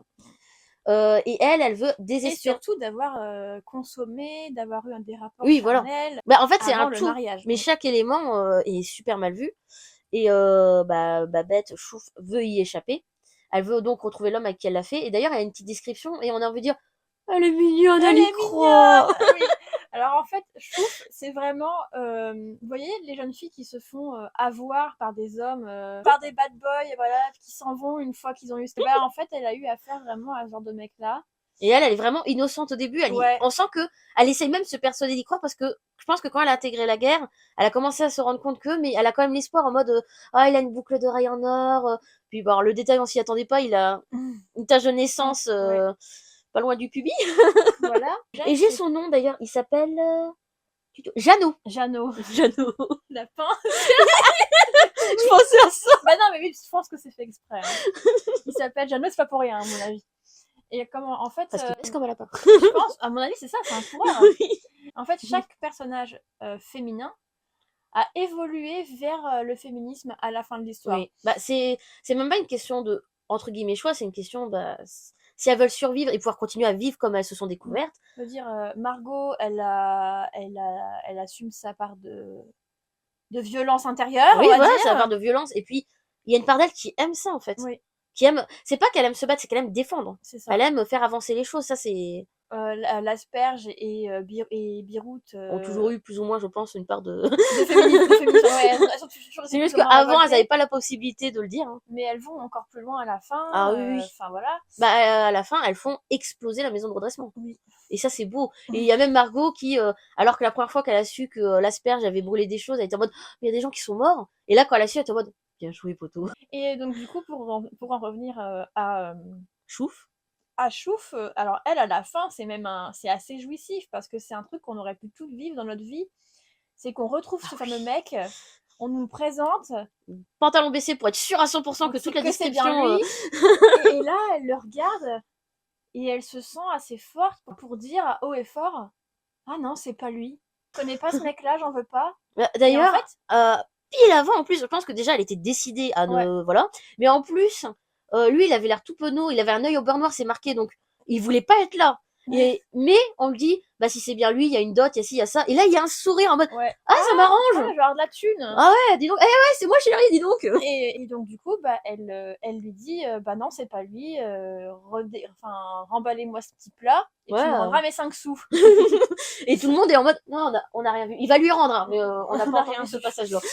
Et en fait, moi j'aime bien ce passage-là où en fait le personnage féminin fait des choix qui sont Oui, bons pour elle et qui sont pas bons pour son image, on va dire, mais elle prend sa vie en main et elle décide oui. de pas se mettre en couple avec ce tocard. Bah, surtout qu'à ce moment-là, elle sait pas, entre guillemets, on n'est pas dans la finalité où est-ce que les femmes auront plus de liberté ou pas. Donc elle est prête à prendre le risque Ouais, d'être maltraitée plutôt que tout à fait. qu'on lui impose de rester avec bah, celui qui va pourrir sa vie, quoi. Et qui va peut-être repartir une fois la dot reçue. Exactement. Ça, on sait pas, mais à mon avis, vu le Cornio, Non. il est parti avec 5 sous, je pense qu'il partira avec la dot. Mais oui, ça fait énormément de bien. Et en plus, les soldats qui sont présents, on sent qu'ils ont un côté de c'est bien ma fille. Ouais. Oh, c'est bien. Oh, je suis fière de toi. Ça fait plaisir aussi. Mais en fait, moi, quand je lis l'œuvre de Pratchett, en fait, les personnages qui sont ouvertement misogynes, ça fait partie de leur personnage, en fait. Oui. Et alors, je sais pas, tu me diras une fois que tu auras lu les romans toi-même, mais j'ai l'impression que globalement, les personnages masculins ne sont pas misogynes. C'est-à-dire qu'ils sont plutôt... ils sont normaux, Oui, et voilà. surtout quand il y a de l'injustice, et ben, ils sont comme tout à chacun, et ils réagissent Oui, ils vont pas dire normal. c'est une femme, c'est un homme, c'est bah la situation n'est pas normale. C'est ça. Bah c'est bien, ça montre que justement la normalité c'est la misogynie. C'est un peu comme entre guillemets l'autisme, c'est un fait. Et ce que par contre les faits qui ne sont pas normaux, qui portent préjudice, eux sont pointés du doigt. C'est ça, ouais. Donc ça fait du bien, c'est comme la société devrait être. Malheureusement, on a le temps. Hein. Je suis une vilaine cata. Mais enfin. Faut que j'aille en maison de redressement. Je le dis d'une manière très. Oui, finalement, ça t'aurait pas déplu quelque part. Maintenant, nous allons vous parler de Goom, alias Pignol, alias Alice. Oui. D'ailleurs, Qui je est- tiens à souligner, je suis désolée encore une fois, mais on sent que ce sont bien les filles qui se font des idées très les hommes gros, les hommes baraqués, c'est ça, parce que Pignol, Biroute, c'est que des prénoms. Il y a que Chouquette Ouais, pour chouquette, Margot. ouais. C'est marrant, c'est la seule qui est crédible entre guillemets super lointain, qui a un surnom totalement Chouquette. Chouquette. Ok, c'est mignon. Pardon. Mais c'est vrai que c'est un peu des surnoms orientés, on va dire. Oui, très orienté. Enfin, quoi que Chouquette, ça pourrait être aussi... Ah, les Chouquettes. Les Chouquettes, bah oui. D'accord, oui. J'étais un peu innocente sur ce coup-là, Tu c'est l'as vrai. Oui, j'ai l'image. C'est les chaussettes, en gros. Voilà, bah ça tourne, tous les surnoms tournent autour de cette... Oui. C'est vraiment, on est des bonhommes, hein. de l'attirail, ouais, complètement. Non, puis en tant que mec, forcément, tu donnes à d'autres mecs des surnoms... Ouais, c'est la fraternité virile. Voilà. C'est pas de ma belle. Non, non, pas du tout. Non, oh bah. Alors, nous disions donc que nous allons parler donc de Goom, alias Pignol, alias Alice, qui est un personnage hyper intéressant. Et hyper, entre guillemets, compliqué dans ce qu'elle a vécu, je pense. Ouais. Bah, c'est marqué que c'est une ancienne fille de cuisine Ouais. de la maison de redressement. Et quand vous disiez tout à l'heure, bah, soit on résiste mais on en bave, soit on baisse la tête, bah, elle fait partie de la deuxième option. Oui, je crois d'ailleurs qu'elle est venue travailler dans différents endroits après. Et que pourquoi c'est un personnage qui est intéressant, c'est parce que c'est un personnage qui évolue énormément au fil de l'histoire. Ah oui. Elle prend une importance de plus en plus capitale dans l'aventure, Bah, elle passe de personnage à peine à peine mentionnée, évoqué, à voilà. peine évoquée. Bah, c'est quelqu'un de très effacé au début. Oui. C'est vraiment, elle est décrite comme quelqu'un de renfermé, qui prie tout le temps. En plus, même pendant les repas, elle dit super fort la prière. C'est vraiment. Ouais, elle est très pieuse. Ça me fait penser à certaines qui ont vécu il y a longtemps, ça n'existe plus vraiment, mais à l'époque, quand il y avait les écoles religieuses, que les enfants allaient là-bas, et bah, il y en avait qui ont bavé et qui Mm. revenaient en mode, bah, j'ai peur que la foudre tombe sur moi. Et en fait, ce qu'on découvre plus tard, c'est qu'en fait, Pignol, enfin Alice du coup, c'est un peu la Jeanne d'Arc de l'univers de Pratchett, c'est-à-dire Ah oui, que totalement. elle reçoit des messages divins de la duchesse. Ah, c'est compliqué, ça faut l'expliquer peut-être, non? Bah, justement, j'allais dire la duchesse qui est devenue une déité. Ouais. Parce que, je me rappelle plus si on en a parlé, mais au cas où on le rappelle, Morgane m'a expliqué que les dieux existent. Oui. C'est pas existe en mode tout le monde est persuadé Non, qu'ils c'est factuel, ils ils existent. existent. Ils existent, voilà, c'est tout comme les prêtres existent, les dieux existent, ils sont Voilà. là. Disons que la duchesse, elle a perdu son mari et elle s'est retirée depuis, on ne l'a plus jamais revue. D'où Donc le doute de si elle est en vie ou il y a pas. des gros soupçons sur le fait qu'elle est vivante ou non. Parce que je crois que ça fait 60 ans, non? Ouais, un truc dans le genre. Ouais, c'est Ouais, ça. Non, en donc gros, il y a vraiment, c'est pas en mode, ah, ça fait quand même 2-3 ans qu'on l'a pas eu. Non, bah, ça fait 60 ans, on est presque persuadé qu'elle est morte, quoi. bah oui. Et en fait, ce qui s'est passé, c'est que donc la duchesse, c'était le lien entre Nougan et le peuple. Et en fait, le peuple, a prié Nougan via la duchesse, pardon. Et en fait, comme plein de gens se sont mis à croire en elle et à croire Bah, il y en a certains en qui ses sont même, prières, j'ai l'impression, détournés de Nugan pour la duchesse. oui, complètement. Et du coup, bah, il s'est avéré que la duchesse est devenue une déesse.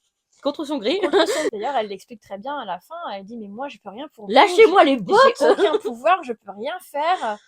Donc, C'est d'ailleurs pour ça qu'elle a guidé Pignol. exactement. C'est même pas en mode ma fille tu feras quelque chose de grand. Elle dit ma fille tu feras quelque chose de grand, mais la vérité c'était bon maintenant explique-leur que j'en ai marre. Hein. C'est ça. Non, mais c'est exactement Oui, c'est ça. ça, mais c'est trop Oui, drôle. oui, c'est vraiment T'as le amusant. combat de Jeanne d'Arc pour lâchez-moi les baskets. Oubliez-moi. Et donc du coup, Pignol qui est la souffre-douleur donc d'un des chefs pendant un moment. Bah, en même temps, comme on a dit, c'est quelqu'un de très renfermé, qui baisse sa tête. Bah, elle est décrite comme les autres filles de maison, c'est-à-dire elle parle à peine. En plus, c'est quelqu'un de très religieux, donc quelqu'un qui est très soumis à Mm, l'autorité, au final. mm, mm. Donc, bah, elle ne pouvait que subir sans rien dire Krum. On en a parlé 2-3 avant ou pas? Je crois qu'on les a mentionnés, mais au cas où, bah, il me semble qu'on avait expliqué que donc il y a des soldats, et évidemment, il y a dans le régiment 3 chefs principaux. Parce qu'après, il y a dans toute l'armée, mais à ce moment-là, il reste que un seul régiment Le leur. pour tout le pays. Et les pauvres, bah, c'est un régiment de femmes. Mais un régiment de femmes qui va faire plus pour la guerre en 2 semaines de temps que... Moins de 2 semaines. moins de 2 Je crois que semaines. c'est une semaine. Hein. Ouais. Qui va faire plus pour l'armée en moins d'une semaine que Bah, tous toute ceux l'armée qui... pendant des années. Pendant des années, exactement. Bah, en même temps, en plus, elles n'ont pas les mêmes intentions que les autres. Les autres, c'est beaucoup j'obéis sans réfléchir. Elles, c'est en mode bah, il y a beaucoup ça pendant un moment, mais la guerre, on la gagne ou pas? Parce que on leur fait tous croire, la guerre, on la gagne, on est géniaux et tout. Et elles sont en mode, mais s'il reste plus que nous, pourquoi on la gagnerait, en fait? Oui, c'est ça. Mais de toute façon... Et c'est les seuls à vraiment réfléchir sur ça. Les autres hommes sont engagés en mode, bah, on me dit de m'engager, je le fais. Et elles réfléchissent en mode, bah, ok, on m'a dit de faire ça. Et nous, d'ailleurs, nos raisons, c'est pas de s'engager pour le pays. Leur raison, c'est même pas ça, elles. Non. Elles ont finalement de vraies raisons par rapport aux autres. Bah, Puisque les autres, c'est j'obéis puisqu'on m'a dit de le faire. elles ont des raisons différentes. Mais de toute façon, il y a plein de choses qu'on pourrait dire aussi justement sur la guerre, et je pense que c'est intéressant d'en parler. C'est-à-dire que la guerre Et débile. est débile. On leur ment alors que c'est obvious qu'ils perdent. Ah bah, c'est clair. c'est simple, les soldats, quand ils reviennent, s'ils reviennent déjà, C'est ça. s'ils reviennent, il leur manque 1, 2, 3, 4 membres. Il est mentionné Et qu'il y a parfois, quand ils ont un autre membre, c'est pas le leur. il est mentionné grâce Au Igor. on y reviendra. Mais c'est surtout que même il est même fait mention de propagande Oui. pour que les jeunes hommes, c'est quoi les bonnes mères borograves ou je sais pas quoi. Oui, envoient leur fils, attendent leur fils. Voilà, c'est ça. Et Donc, d'ailleurs, bah non, au final, j'ai dit des bêtises. On a dit tout à l'heure que la mère, ça fait un moment qu'elle est morte. Ça fait pas un moment, parce que je viens de me rappeler. Margot, elle regrette de savoir lire entre guillemets, parce que justement sa mère lui a dit lis ça à ton frère pour qu'il aille à l'armée. Je viens de me rappeler. Donc oui, c'est vrai. ça fait moins d'1 an qu'elle est morte, puisqu'elle est morte après qu'il soit parti à l'armée. Il est parti à l'armée il y a à peu près 1 an. Elle est morte après? Bah, c'est la mère qui lui a dit lis-lui ça, donc j'imagine que elle lui a lu à ce moment-là. Après, enfin, moi, ce que j'ai compris, c'est que c'est un document qui traîne à chaque guerre, en fait. Ouais, Donc, mais j'ai du mal à imaginer qu'elle lui aurait lu quand il était petit, tu ouais, vois. je sais pas. Bon. Mais par contre, je viens de me rappeler, c'est de l'âge de Margot, normalement. Elle est bien censée avoir 17 ans, parce que si je me trompe pas, Paul, quand il part, il a 20 ans. Ok. Donc, elle a 17-18 ans, vu qu'elle a 15 mois de moins. Mais elles sont toutes en dessous de 20 ans. Oui. Ça, faut le savoir. C'est toutes des jeunes adultes, quoi. Elles rentrent dans la responsabilité, tout en étant des enfants, puisque en tant que femme, on ne leur confère pas ce rôle d'adulte. Non. Donc, on a beaucoup digressé, mais tout ça pour dire que Pignol a, entre guillemets, une mission un peu plus... Elle a une mission divine. Voilà, elle a une mission divine par rapport aux autres. D'ailleurs, les autres ne la croient pas. Non. Et finalement, elles sont en mode, si, en fait... Enfin, moi, il y a un passage qui me fait mourir de rire. C'est que il y a un moment où, justement, Pignol parle avec Margot et elle lui dit il y a un truc derrière toi. Oui. Et en fait, Margot se retourne et Pignol lui répond je suis heureuse pour toi. Elle me dit pourquoi il y avait rien? Non, je suis heureuse que tu te sois retournée. Oui, c'est très beau ça comme passage. Parce que du coup, ça veut dire que Margot a beau dire qu'elle y croit pas, elle préfère regarder derrière Oui. elle. Elle a le bon soupçon, on va dire. Voilà, oui. En mode, on sait jamais. Mais c'est vrai que ça va tellement loin qu'à un moment, il y a clairement une présence divine, puisque il y a des échos de voix, qui d'ailleurs n'est pas la voix du tout de Pignol et autres. Et je crois que c'est des miracles. Des miracles, littéralement. Oui, la dinde. La dinde. Il y a une dinde qui leur sauve littéralement la vie. Et même, moi j'avoue qu'à ce moment-là, je me suis dit, ouais, c'est peut-être Vimer dans son coin qui a trouvé le moyen d'envoyer un gnome ou autre. Et c'est à la fin, je dis, ah non, mais c'était vrai tout ça. Et à ce moment-là, il y a vraiment des événements, on peut pas dire que c'est faux. Et t'as Biroud qui est en mode, non, non, mais on a tous une hallucination collective. Elle refuse d'y croire. En même temps, ça va tellement loin que même en tant que lecteur, on est en mode, ça se passe vraiment ce qui se passe là. Surtout que Morgane, elle est dans l'univers, mais quelqu'un comme moi qui savait pas que les dieux existaient vraiment, que tout ça, j'étais en mode, mais ça se passe vraiment? Comment ça va être expliqué? J'étais vraiment dans... On a le doute sur ce moment-là. Mais c'est bien, on se met à la place de Biroud au moins. Du coup, en plus de ces 4 humaines, on a 3 créatures. C'est ça. Donc, parmi ces 3 créatures, il y a, alors, je le dis parce qu'il est très compliqué, Caborondum. Tu m'as dit que c'était un nom de pierre, c'est ça? Alors, il semblerait, je vais aller peut-être vérifier, mais normalement oui, parce que les trolls portent des noms de pierres. Voilà, donc, et elle m'a même dit que dans une capitale, ils étaient près d'un chantier en construction, et ils appelaient leurs enfants Briques. Voilà. C'est mignon. Qui s'appelle en réalité Jade, donc encore un nom de pierre. Elle, c'est simple, elle explique, déjà pour les humains, troll femme, troll homme. Kiff kiff. Voilà, kiff kiff. La différence, c'est qu'elle a pas le droit de porter un gourdin, et elle a pas le droit d'avoir de lichen, c'est de la mousse. Et elle veut porter un gourdin et avoir du lichen. Je pense que c'est celle qui a... Lichen, pardon. Oh en plus, j'ai déjà fait l'erreur. C'est charismatique. C'est charismatique. Donc, elle va porter du lichen. Et elle veut porter aussi un gourdin. Et on va dire qu'elle a les raisons les plus innocentes, entre guillemets, de partir. Ouais. On va dire que c'est peut-être celle qui en bave le moins, parce que pour les trolls, la violence reste quand même quelque chose de normal, que ce soit pour homme ou femme. C'est comme ça qu'ils se draguent. Oui. Et se balancent des pierres ou autre. C'est pour nous, on est en mode, ils se battent. Non, c'est un peu comme le gamin d'école, entre guillemets, qui va tirer les couettes de quelqu'un parce qu'en fait, il va attirer son attention. Sauf que pour eux, c'est acté. Oui. Et à la fin, c'est précisé qu'elle part à la capitale et elle s'est mariée avec un troll Zloben. Tant aimé au premier regard, tu oui, me diras. Au premier regard, il lui a balancé une pierre, elle lui a donné un coup. Voilà, c'était beau. La romance. Détendez-vous, ils se draguent. D'ailleurs, les trolls, j'ai l'impression qu'ils sont très peu connus par rapport aux autres créatures, parce qu'ils savent plus ou moins un vampire ce que ça représente, un Igor ce que ça représente.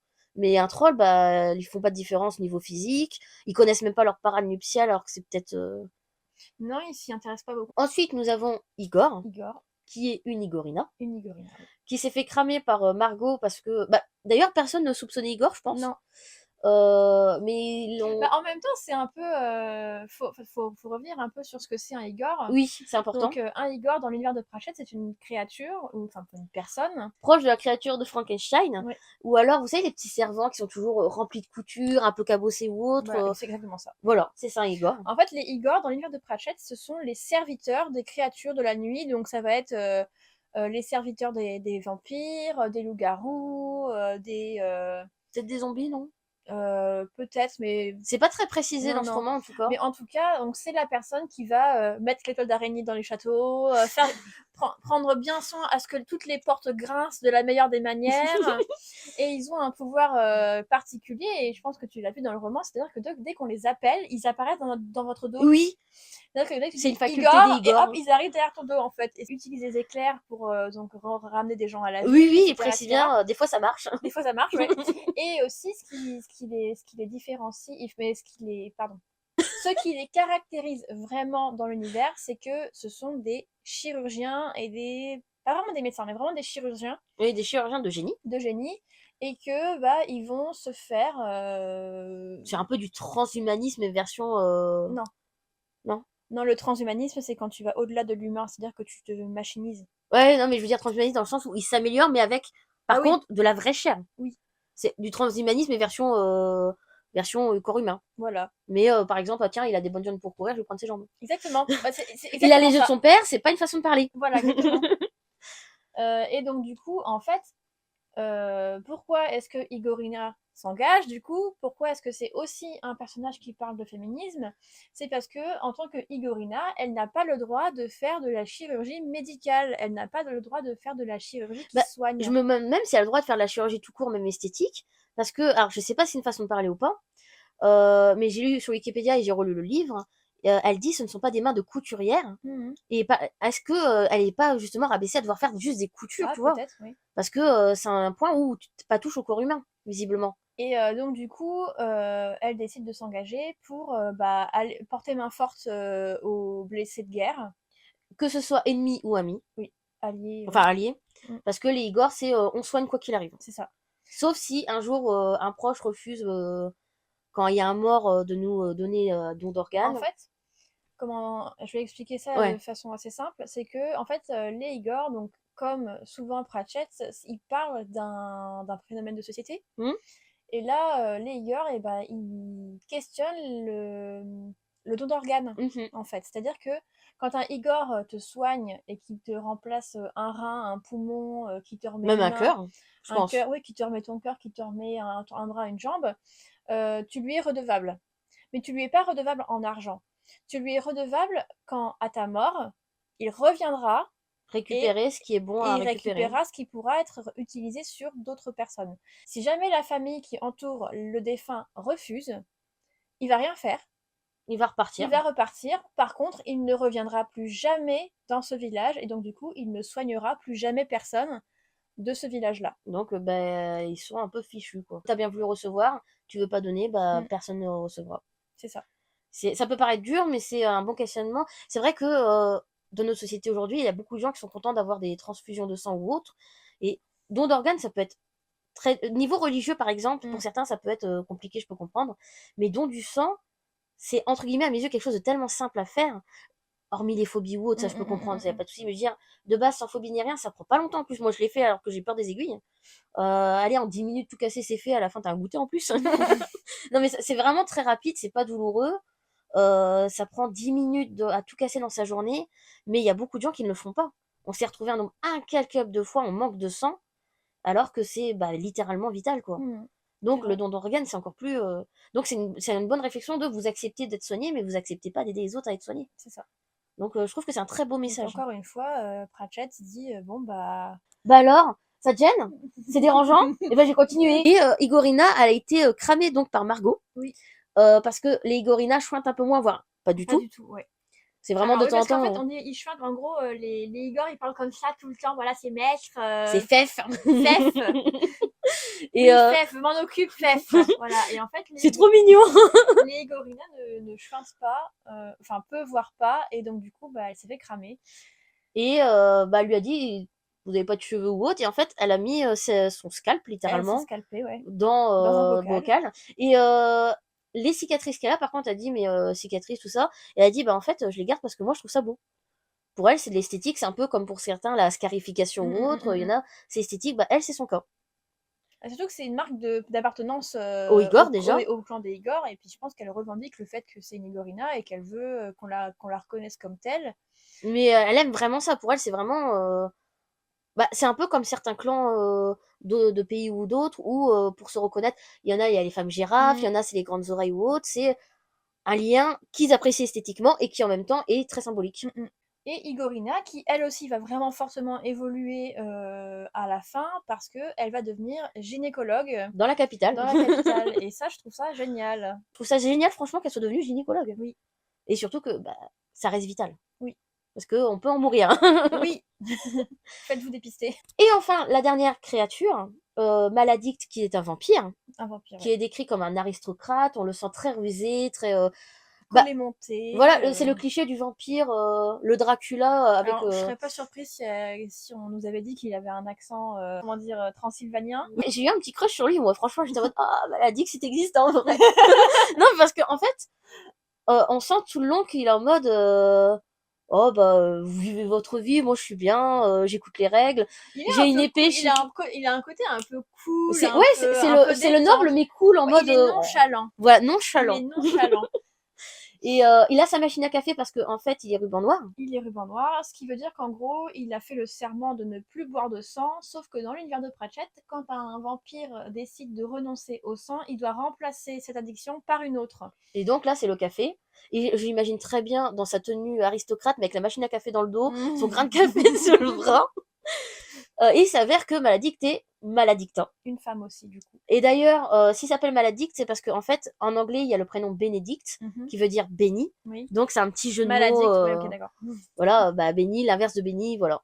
Et je trouve ça assez marrant. C'est très drôle. Et d'ailleurs, le moment où elle révèle qu'il y a une femme, d'ailleurs, c'est la dernière à le révéler, est très drôle parce qu'il s'est passé un nombre incalculable de choses. Il y a Margot qui est en mode qu'est-ce qui se passe là, je ne comprends plus rien. Ça me dépasse totalement. Et t'as l'autre qui est là, et en fait, c'est une femme. Et puis bon, je pensais mettre des grains de café dans un collier autour du cou, comme ça, si jamais il m'arrive quelque chose, t'en penses quoi? Et elle répond quelque chose de totalement à côté de la plaque, mais en même temps, elle l'écoutait, puisqu'après, elle dit non, franchement, c'est une bonne idée, ton grain de café. mais elle met le passage où c'est elle qui révèle qui met vraiment en avant que quelles que soient les créatures, le sexisme est là. Elle dit, tu sais, c'est pas forcément plus facile pour un vampire, les robes de satin, et puis ci, et puis ça. Il y a un truc du paraître, en fait, Oui, il y a chez les beaucoup. vampires. Chez les vampires, de base, déjà chez les hommes, il y a quelque chose de très esthétique, mais chez les femmes, on imagine le grand voile de satin, les longs cheveux bouclés, ce qui n'est pas pratique d'ailleurs. Il y a beaucoup le côté pratique. Elle nous parle de quoi, Maladicte? Elle nous dit les chemises de nuit à baleine. Ah oui, les chemises de nuit à baleine. L'enfer. Oui, l'enfer. Mais elle met en avant aussi... en fait, on a l'avant de tout ce qui est finalement mis en avant par le féminisme en mode ça, c'est pas normal pour une femme. Le fait de pas pouvoir hériter. Donc, c'est ce point de féminisme. Le fait de pas pouvoir exercer le métier qu'on veut.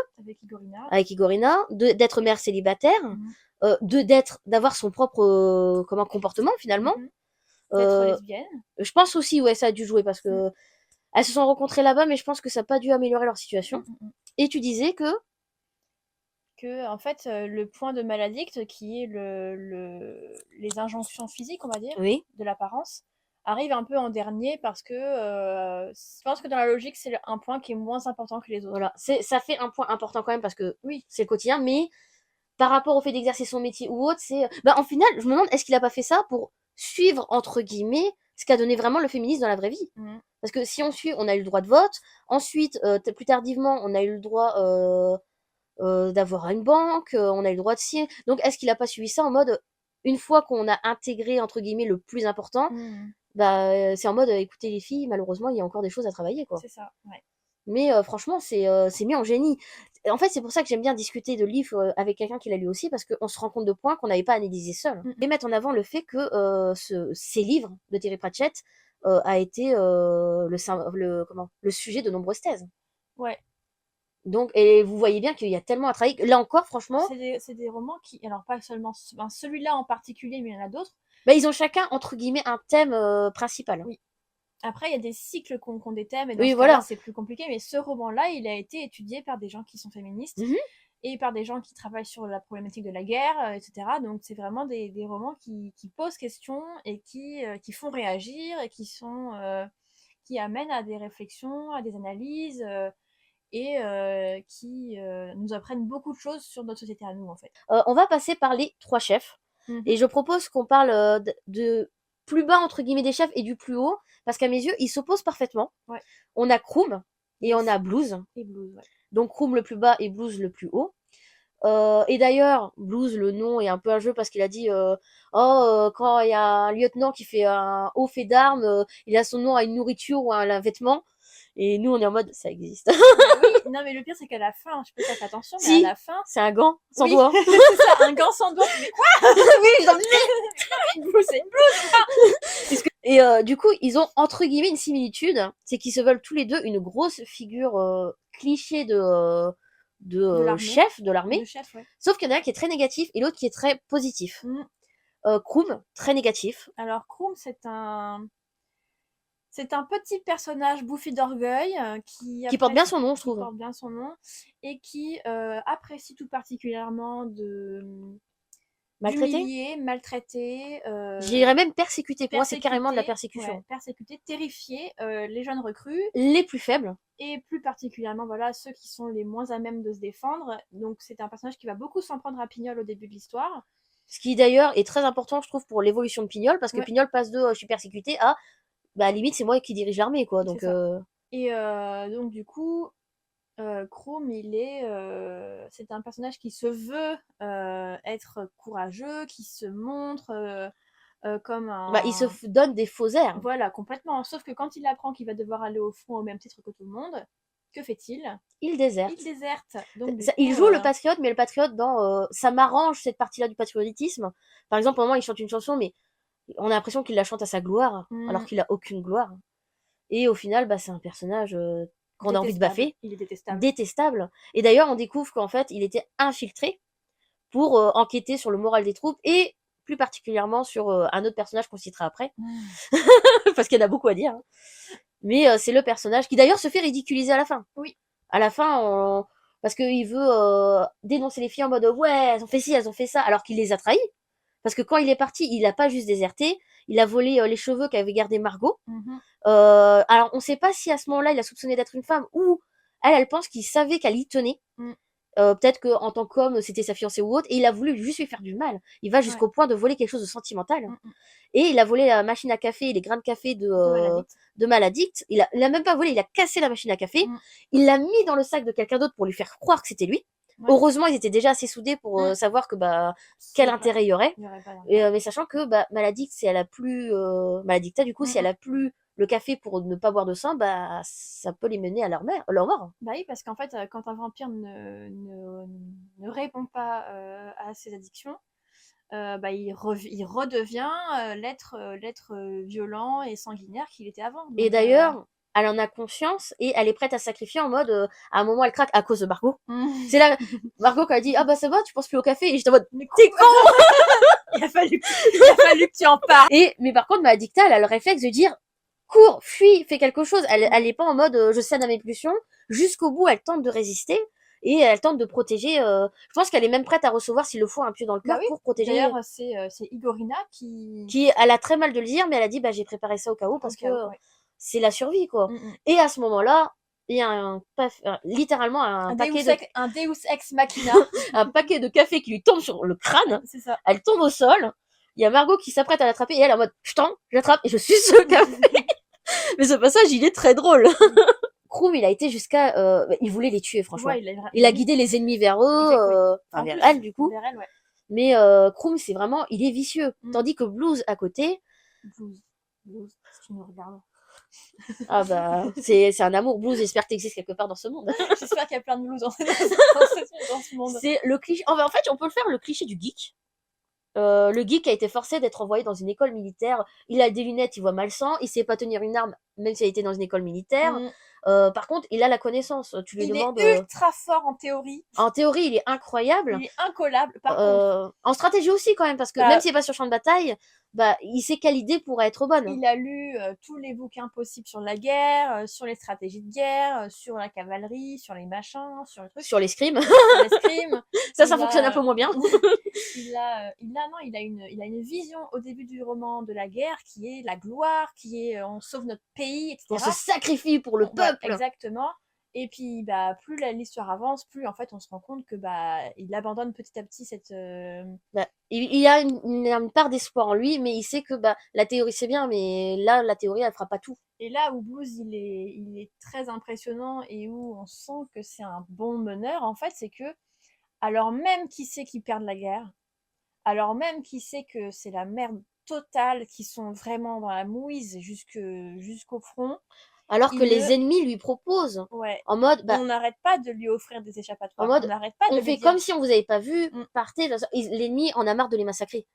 Parce que eux aussi, c'est des soldats. Les supérieurs, eux, s'en fichent un peu, mais Mm. les soldats en ont marre de, bah, on tue, quoi. Même si on gagne la guerre, on les tue, c'est horrible. Puis ils sont fatigués, ils veulent rentrer chez Oui, eux. aussi, ils en ont marre. On sait aussi que l'hiver arrive. C'est-à-dire que Oui. là, si la guerre s'arrête pas maintenant, ils vont finir tous affamés. Enfin, ça va être la famine, ça va être D'ailleurs, faut savoir insupportable. qu'en fait, ils sont à côté de la Knek, qui est une sorte de rivière, Oui.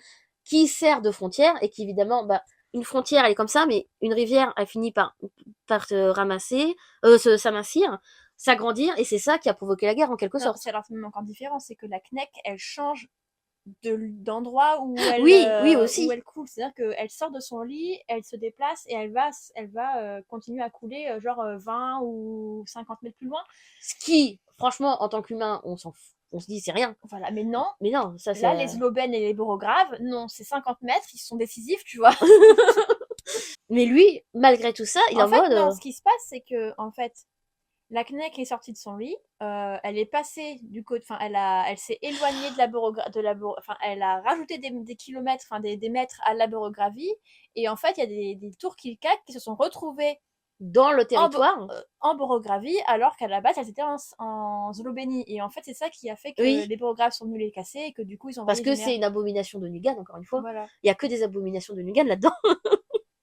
Mais du coup, le lieutenant Blues, malgré tout ça, on lui dit, écoute, on t'a sorti de ton bureau alors que t'étais aux archives. On t'a mis dans une armée de branquignoles. Ils viennent à peine d'arrêter de téter le lait de leur mère. Tout ce qu'ils savent faire, mais ils le font comme ils peuvent. Il faut même leur apprendre à marcher comme des soldats. Oui, il faut leur apprendre à marcher comme des soldats, à s'habiller et tout. Allez, on fait comme si on t'avait pas vu. Et lui, il est en mode, non, déjà, je demande à mes soldats.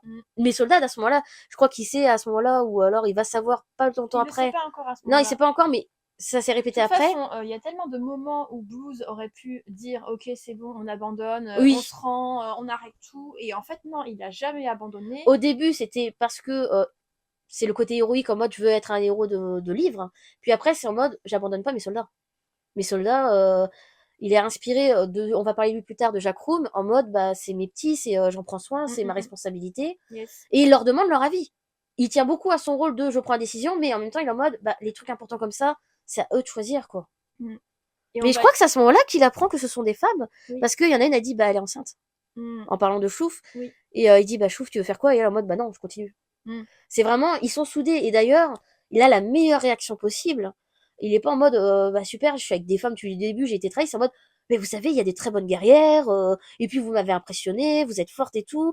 Il remonte le moral des troupes à ce moment-là. Limite, je pense que, pas au tout début, mais un peu après, elle leur a dit, bah en fait, on est des femmes, elle leur a dit, bah franchement, vous avez géré quoi. Je pense qu'elles ont beaucoup stressé, surtout Margot, parce qu'elle devait le raser alors que bah, elle s'entraînait avec quelque chose d'émoussé, parce que j'aime beaucoup, c'est parce qu'elle lui met beaucoup de mousse, elle essaye de rallonger le temps en mode je vais pas le couper, je vais bientôt le tuer le pauvre. Et lui, pendant qu'il laissait parler, il fait alors il a plein de mousse parce qu'elle a remoussé et Jacques l'aide à ce moment-là. D'ailleurs, c'est bah on peut le dire maintenant, on va en parler après, mais Jacques qui l'a donné à Chaussette, c'est vraiment voilà. Et lui, c'est vraiment c'est pas l'homme qui sauve sa troupe, c'est je vous ai déjà sauvé mais vous m'avez sauvé et là main dans la main, il a fini en prison avec elle en mode bah non, même si je suis un homme, je reste avec elle, c'est mes soldats quoi qu'il arrive. Mes soldats OK, mais mes soldats quand même. Et c'est un total opposé avec Krum sur ce point-là. Et du coup, on va passer sur un des personnages les plus c'est pas compliqué, complet, je dirais. Ouais. Il est faudrait une biographie complète finalement. Un personnage principal déjà. Oui, c'est Jacques Room. Mais alors, il est connu autant de ses alliés que ses ennemis. Parce que quand on lui dit attends t'es Jacques Room, bah, l'ennemi limite il fuit. C'est assez drôle. C'est très drôle.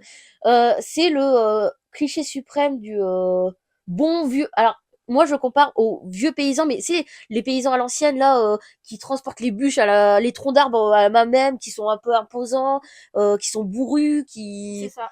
Le kishi qui crache super loin, t'as envie d'applaudir tellement c'est exactement ça. Jacques Room, c'est ça. C'est limite le vieux cowboy bourru quoi. Ouais, alors il est gros. Il est gros, il est un peu trapu, il me semble. Il est rougeau, il est vieux. Il est vieux. On sait pas son âge, mais il a plus de 60 ans. Même lui, il sait plus quel âge il a. Parce que c'est le... Alors, Blues, il se veut le héros cliché de livre Chevalier Servant. Lui, c'est le héros, mais le héros... qui se salit les mains. qui salit les mains et surtout qu'il s'en fiche qu'on sache son nom en fait. Lui, ce qui compte, c'est je me bats pour mon pays, je continuerai de me battre. Il est très attaché d'ailleurs. Il est aussi, enfin, je parlais du patriotisme de Krum, mais Krum dans les mauvais sens, en mode quand ça l'arrange. Lui, par contre, il épouse toute la patriotie, c'est-à-dire, on m'a donné pendant un moment, ils sont dans une forêt, on lui dit faut se camoufler, il dit non, ma tenue, même si elle est rouge, c'est ma tenue de. D'ailleurs, ce passage m'a tellement fait rire. Oui. Tu les imagines tous avec leurs branches d'arbres et tout. Oh là là. J'imagine trop maladie sortir de son buisson avec 2 branches. Oui. et à côté, t'as le seul en mode je suis en rouge, je m'en fiche. Oui, parce qu'en fait, finalement, ils se camouflent tous et c'est à mourir de rire parce que c'est comment il dit ça, Pratchett, oui, si un randonneur était passé par là, il aurait jamais vu autant de bouleaux se déplacer aussi. Oui, c'est aussi efficace que n'importe quoi. Bref. Mais voilà, il tient à son patriotisme. Il a beaucoup de mal aussi avec, entre guillemets, pas la nouveauté, je dirais la technologie, parce que on voit le génie à un moment de Blues qui imagine une sorte de code, littéralement. En fait, Blues, il regarde les tours clic-clac 10 minutes et puis... même pas 10 minutes, même franchement. Pas 10 minutes et il comprend comment ça fonctionne et il imagine un moyen de les améliorer. Il parle à Demo, c'est un personnage qui passe assez vite mais qui est très intéressant et important parce que c'est lui qui apprend à Hank Mokpor que regardez, il y a cette troupe qui fait ça. Finalement, les borographes tiennent le coup. Et surtout, ils sont rigolos. Ils sont marrants. C'est leur feuilleton. Exactement. C'est-à-dire que Demo, c'est un journaliste qui va couvrir la guerre entre les borographes et les Slovènes et qui, en fait, va faire en sorte que les Morkporkiens vont s'intéresser à cette guerre et qui vont s'attacher au régiment monstrueux, du coup. Et surtout... D'ailleurs, il n'est pas monstrueux que pour ses membres, mais aussi pour ses actes. Voilà. Et ça va peser en fait dans la balance. Ah oui, c'est super important. Parce qu'ils sont soutenus par une ville où il y a des millions d'habitants, quoi. D'ailleurs, la première fois qu'on le voit, c'est juste après que Margot a dû... Alors, c'était assez marrant parce que Margot était déguisée en homme et a dû se déguiser en femme. Donc, c'est une femme déguisée en homme qui se déguise en femme. Et ça se répète plus tard, ça. Et au bout d'un moment, elle dit franchement, j'en peux plus, je sais même plus qui je suis à la fin. Laissez-moi juste être moi. Et à ce moment-là, elle sait pas, il y a un ennemi, elle lui met un joli coup de genou dans les bijoux de famille, dans les chaussettes. Dans les chaussettes. Et elle apprend plus tard que c'est le prince de la Zolbénie, donc... Et que du coup, il lui en veut à mort et qu'il est prêt à tout pour pour le retrouver et lui faire la peau. Et se venger parce que, alors que, mec, t'as essayé d'agresser une femme, en fait, à la base. C'est ça, en plus. Et elle a dit, il a essayé d'agresser une femme. Elle essaye de cacher parce que, là, si elle était vue par quelqu'un d'autre, elle serait dit, je suis fichue, on va voir que je suis une femme. Et d'ailleurs, il y a la petite image là où Demo a fait faire une sorte de caricature où on voit un tout petit homme frapper un gros bonhomme et la personnification de la biographie est en mode oh mon héros. C'est ça. Et c'est à partir de là où vraiment les Ankh-Morporkiens s'intéressent à cette guerre. Les Morkporiens, d'accord, c'est plus simple, merci. Les Morkporiens s'intéressent à cette guerre. Et il y a eu aussi un moment où Demo a parlé à Blues, donc pour ça, où on a fait passer Blues pour le tigre, alors que tigre, ouais. Ils ont pris un très gros risque à ce moment-là parce que Blues n'est... C'est pas un tigre, c'est un chaton à la limite. On dirait moi en fait. Un chat de salon. Voilà, c'est un petit chat qui s'ébouriffe un peu le poil. Le pelage. Et donc à ce moment-là, il regarde les tours clic-clac, il fait vous avez pensé à ce système-là? Et l'autre il se dit mais vous en avez déjà vu avant? Il dit non mais ça me paraît logique. Il était en mode mais c'est un génie quoi. C'est un génie, oui. À côté de ça, Jacrum lui Blues a utilisé une tour clic-clac pour envoyer un message, pour se faire passer pour des alliés, alors que c'est une forme d'espionnage. Et Jacrum, il dit non, ça marche pas comme ça. La guerre, c'est pas ça, c'est pas d'honneur. Il y a pas d'honneur, et puis bon, c'est pas dans les règles. Jacrum, il est à fond là-dessus. Ouais. Il est aussi bourreux que on respecte le code d'honneur. D'ailleurs, il a beaucoup de mal avec ce qu'on appelle le barreau d'honneur, c'est-à-dire faire un acte désespéré. Désespéré pour gagner les honneurs. Et pour lui, non, il dit déjà, je protège mes petits gars. Il y a eu le passage marrant où elle dit mais on est des meufs. Il dit je m'en fiche, il dit que vous êtes des petits gars, vous êtes des petits gars. Et c'est vraiment le cliché du bourru. Bon, par contre, il y a un détail qu'il faut qu'on révèle maintenant aussi, c'est qu'en fait, Jacrum... Alors, on vous a expliqué que dans la troupe, il y avait que des femmes hormis les chefs. Et en fait, Jacrum, c'est une femme. Oui, elle a le physique de ses idées. C'est exactement ça, ouais. Le physique de ses idées. Mais alors, quand c'est révélé que c'est une femme, c'est un court passage. Très court passage. Très très court. Et surtout, c'est le seul moment où Jacrum est genré au féminin. C'est sur son passé. Donc on pourrait dire un dead name entre guillemets. Complètement, oui. C'est parce que même après, il reparle de lui au masculin. Oui. À l'époque, il a pas eu le choix entre guillemets. Il expliquait qu'il venait d'une campagne profonde où les femmes, elles avaient un peu intérêt à pouvoir soulever un cochon de chaque bras parce que il y a besoin pour la campagne. Elle avait un amoureux qui s'appelait Guillaume, je crois. Ouais. Qui s'appelait Guillaume. Elle s'est dit un jour où son père l'a maltraitée, bah, je serais plus heureuse avec mon amoureux sur le champ de bataille que là. Elle s'est fait passer pour un homme, et en fait, Jacques s'est rendu compte qu'elle se faisait pas passer pour un homme, il était un homme. Ouais. Parce qu'il a jamais été aussi heureux qu'à ce moment-là. C'est d'ailleurs pour ça qu'il a aidé les filles, parce que bah, c'est pas les premières qui se font passer pour des femmes. Encore une fois, la guerre, elle dure depuis si longtemps. Il y a plus beaucoup d'hommes, et ceux qui restent, ils sont pas valides. Mais c'est là qu'on peut faire qu'on peut révéler encore un peu plus le côté un peu féminisme et sororal de ce roman. Et C'est voir qu'en fait, Otis Aurora, des fois. oui, c'est de voir à quel point Jacques Room, une fois qu'il est rentré dans l'armée, qu'il a pris du galon et tout, qu'il a donc du coup il a repéré toutes ces petites Les petites nénettes toutes là ces petites nénettes qui s'engageaient à la guerre et qui les a encouragées à poursuivre dans cette voie. qui leur a donné de bons conseils, Voilà. qui a Et gardé leur surtout, secret. et surtout, le truc qu'il faut savoir, c'est que bah il y a des femmes qui sont montées en grade, qui sont même après arrivées au-dessus de lui Ah oui, oui. en Parce que lui, termes de. ça l'intéresse. En fait, le grade l'a intéressé, je pense, c'est pour pouvoir continuer à gruger, à faire la guerre. Mais lui, ce qui l'intéresse, c'est de combattre. D'ailleurs, s'il est dans le recrutement, c'est uniquement parce qu'il se remet d'une blessure. Oui. Sinon, à la base, d'ailleurs, heureusement qu'il a la blessure, sinon il serait jamais tombé sur Margot. Non. Et donc du coup, on apprend à la toute fin du roman, et ça c'est un passage qui est jouissif, où on apprend que le tiers du haut commandement de cette armée sont des femmes. Des petites nénettes. Des petites nénettes qui ont été repérées par Jacques Room. C'est jouissif et en même temps très énervant, parce que à ce moment-là, ils avaient enfermé donc Blues et les soldats en prison. Puis après, ils se sont dit, bah écoutez, les femmes, elles ont pas le droit de s'habiller, de faire ci ou ça. Dans tous les dirigeants, il y en a un seul Soqueton, qui est aussi une femme, qui elle disait, oh bon, on va dire si. Elle voulait vraiment prendre leur défense en mode, bah, elle s'y reconnaissait, elle dit, je suis Soror. Tandis que les autres sont en mode, non, on m'a pas fait de cadeau, je le referai pas. Il y a ça, et puis aussi le fait qu'elles ont pas elles ont peut-être peur aussi que si elles se révèlent, Elle soit obligée de se de révéler. quitter l'armée. Mais c'est beaucoup d'égoïsme quand même, Ouais. puisque parce que je suis désolée, mais si un tiers dit bah on est toutes des femmes, ça pèse. Enfin, ça pèse quand même dans la balance. Les hommes pourraient pas dire non non, bah voilà. Oui, mais le pays était pas prêt. Non, le Paris. C'était Et pas prêt. d'ailleurs, il y a Jacques Room qui lui a dit me fais pas croire que t'as jamais mis un grade à une femme qui est aussi bonne qu'un homme. Et là, il y a la phrase. Et donc du coup, la personne répond ah bah non, pas quand elle était aussi bonne, quand elle était meilleure. Voilà. C'est vraiment, c'est pour ça que c'est un peu anti-Sora, en mode j'en demande plus à mes sœurs. Et comment ça se termine cette histoire en fait de soldates, et bah, finalement elles arrivent à faire en sorte que les femmes soient autorisées dans l'armée. Oui. En mode, bah, Margot, elle dit déjà, j'en ai marre d'être un homme déguisé en femme, qui se déguise en homme, qui se déguise en femme. Pendant moi, il y a ça, c'est hilarant, mais en même temps, c'est frustrant.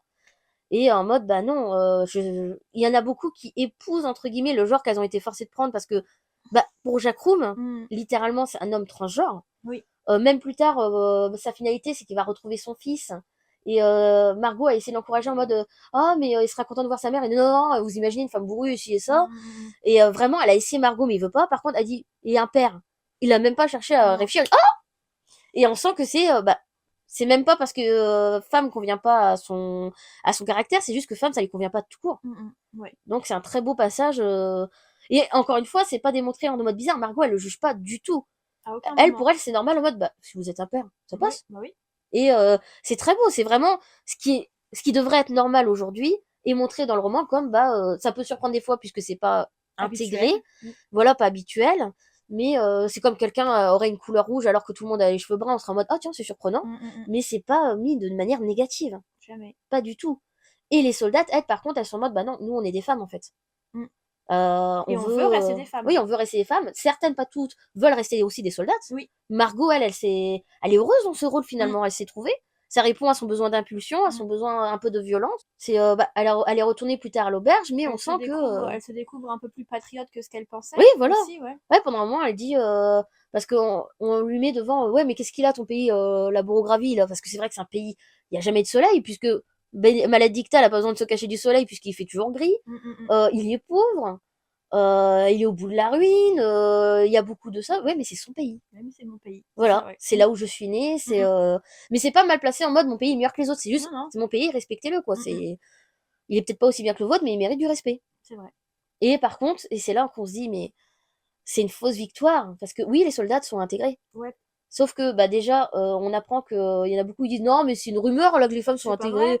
Oh c'est rigolo ce que tu crois, dis donc. Mhm. Donc à la fin il y a deux filles qui viennent déguisées et directement cramées par Margot qui reprend un peu le Jacroum, mais le Jacroum féminin Oui, parce parce qu'encore que une du fois coup, ouais. c'est une femme et elle-même quand elle apprend qu'il y a de nouveau la guerre qui va se déclarer, ils ont quand même négocié pour de la nourriture pas gratuite parce qu'encore une fois il y a la fierté qui parle donc bah même si c'est pas cher on va la payer la nourriture. Mhm. Les nains qui sont revenus Qui reviennent, ouais. alors qu'ils avaient fui pour ramener justement la nourriture. Ils ont négocié pour plein de trucs. Il y a la guerre qui revient, bah il y a un peu le somme. Hein. Mhm. Et surtout, elle regarde la tenue qu'on lui a faite parce qu'à la base elle a une tenue soldat, là on l'a fait une tenue de soldate. Ce qui est débile. Elle se rend compte elle-même. Elle dit bah ils m'ont rajouté un jupon à l'arrière, des plumes sur le chapeau. Elle dit on est des mascottes en fait. Ouais, c'est ça. C'est une fausse victoire. C'est bah super, on a Wouhou. gagné le droit de faire semblant. On a gagné le droit de porter une jupe à la guerre. Wouhou, alors que c'est pas pratique. D'ailleurs, il y en a beaucoup quand elles sont obligées de remettre des jupes pour intégrer le camp ennemi. Elles disent on est trop mal dedans. Mhm. C'est vrai. Il me faut mon pantalon, je suis trop mal. Au début, elles étaient perturbées de porter un pantalon. Puis après, si. Puis après, elles sont tellement à l'aise. Elles ont des poches. Ça, elles le font aussi. Ouais. On a des poches, c'est pratique les poches. Les poches, ça rassure, elles disent même. Ouais. Même sur un chapeau, ça peut être que gênant des plumes. Puis ça renvoie beaucoup le côté, encore une fois, mascotte, la poule de luxe. Ouais. Ça me rappelle aussi un peu le côté, bah, Moi, c'est French Cancan que ça m'a un fait peu, penser. bah, c'est encore un côté un peu propagande, tu Oui, vois, aussi, à regarder. publicité. Venez à la guerre, il y a des petites pépettes, elles sont jolies. Oui, Enfin, voilà, tu c'est vois. vraiment. C'est triste. Et elle a eu un beau cadeau de Jacques Roum à la fin. Mm. Il lui a envoyé une caisse avec différents trucs dedans et un carnet avec absolument tous les noms des dirigeants qui sont des femmes, de ce qu'il a fait pour les sauver, pour avoir un moyen de pression supplémentaire, des preuves en fait. Ouais. En mode, bah écoute, s'il sait qu'il a fait ça, il sait aussi que t'es une femme. Et elle crée un doublon, elle le cache dans le grenier, elle fait une lettre à. Alors, Chouf, on n'a pas dit, je crois, est venu à l'auberge de la duchesse Ouais. avec son bébé qui s'appelle Jean-Jean. Qui s'appelle Jean-Jean. C'est Ouais. très mignon, C'est Jean-Jean. mignon, ouais. Et elle est très heureuse là-haut, elle est cuisinière et on le sait que c'est une très bonne cuisinière, c'est elle qui a géré tous les repas. Mm. Elle Et faisait des miracles. alors, elle est pas en couple avec Paul, mais par contre, à mes yeux, ils sont coparents. Oui. Parce que c'est décrit que Paul, il est heureux comme tout avec le gamin Ouais. et qu'il s'en occupe très bien apparemment. Mm. Donc c'est pas une histoire de ah bah il tombe amoureux d'elle. C'est ça d'ailleurs, ça m'aurait déçu, tu vois, que en mode bah elle a trouvé un homme. Non non, Non, non. il est une figure paternelle pour l'aider, mais par plaisir. En plus, c'est pas par obligation. Non. C'est lui-même en mode j'adore ce gamin, j'ai envie de t'aider à le rendre heureux quoi. Mm. C'est En fait, c'est un peu comme, vous savez, des familles qu'on choisit et pas qu'on oui voilà. a, vous voyez. C'est-à-dire que là, bah, ils se sont retrouvés tous ensemble. Bah, Et on il appelle des s'avère. sœurs de cœur, des grand-mères de cœur, Bah là, des. c'est un père de cœur. Ouais, ouais, c'est un père de cœur. C'est pas son compagnon à elle, mais c'est un Mm. très bon ami, je C'est pense. ça, ouais. Et elle leur laisse une lettre, surtout à Chouf, je pense, en mode, bah écoute, t'as le doublon si jamais il m'arrive un truc à la guerre. Mm. Et elle part elle est chargée du recrutement, elle est sergent de recrutement. Mm. Et entre guillemets, c'est un peu une boucle sans fin où elle reprend le rôle de Jacques Roux, mais en plus, comment? Oui, sauf qu'à la fin, quand même, il y a tout de même un passage où il y a une recrue qui lui parle un peu mal. Oui, ah ça j'ai adoré, c'était jouissif.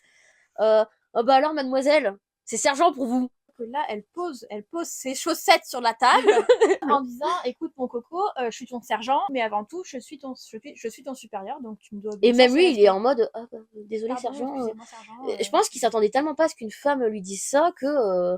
Et en même temps, il y a une partie de lui qui doit dire putain, je suis con, c'est vrai que c'est un sergent quoi. Mm. Et il y a Maledicta aussi, qui arrive, qui est elle-même chargée de recrutement parce qu'elle reste, même si elles sont plus dans l'armée, entre guillemets, elles restent quand même, bah, elles ont leur rôle, quoi, elles ont leur médaille.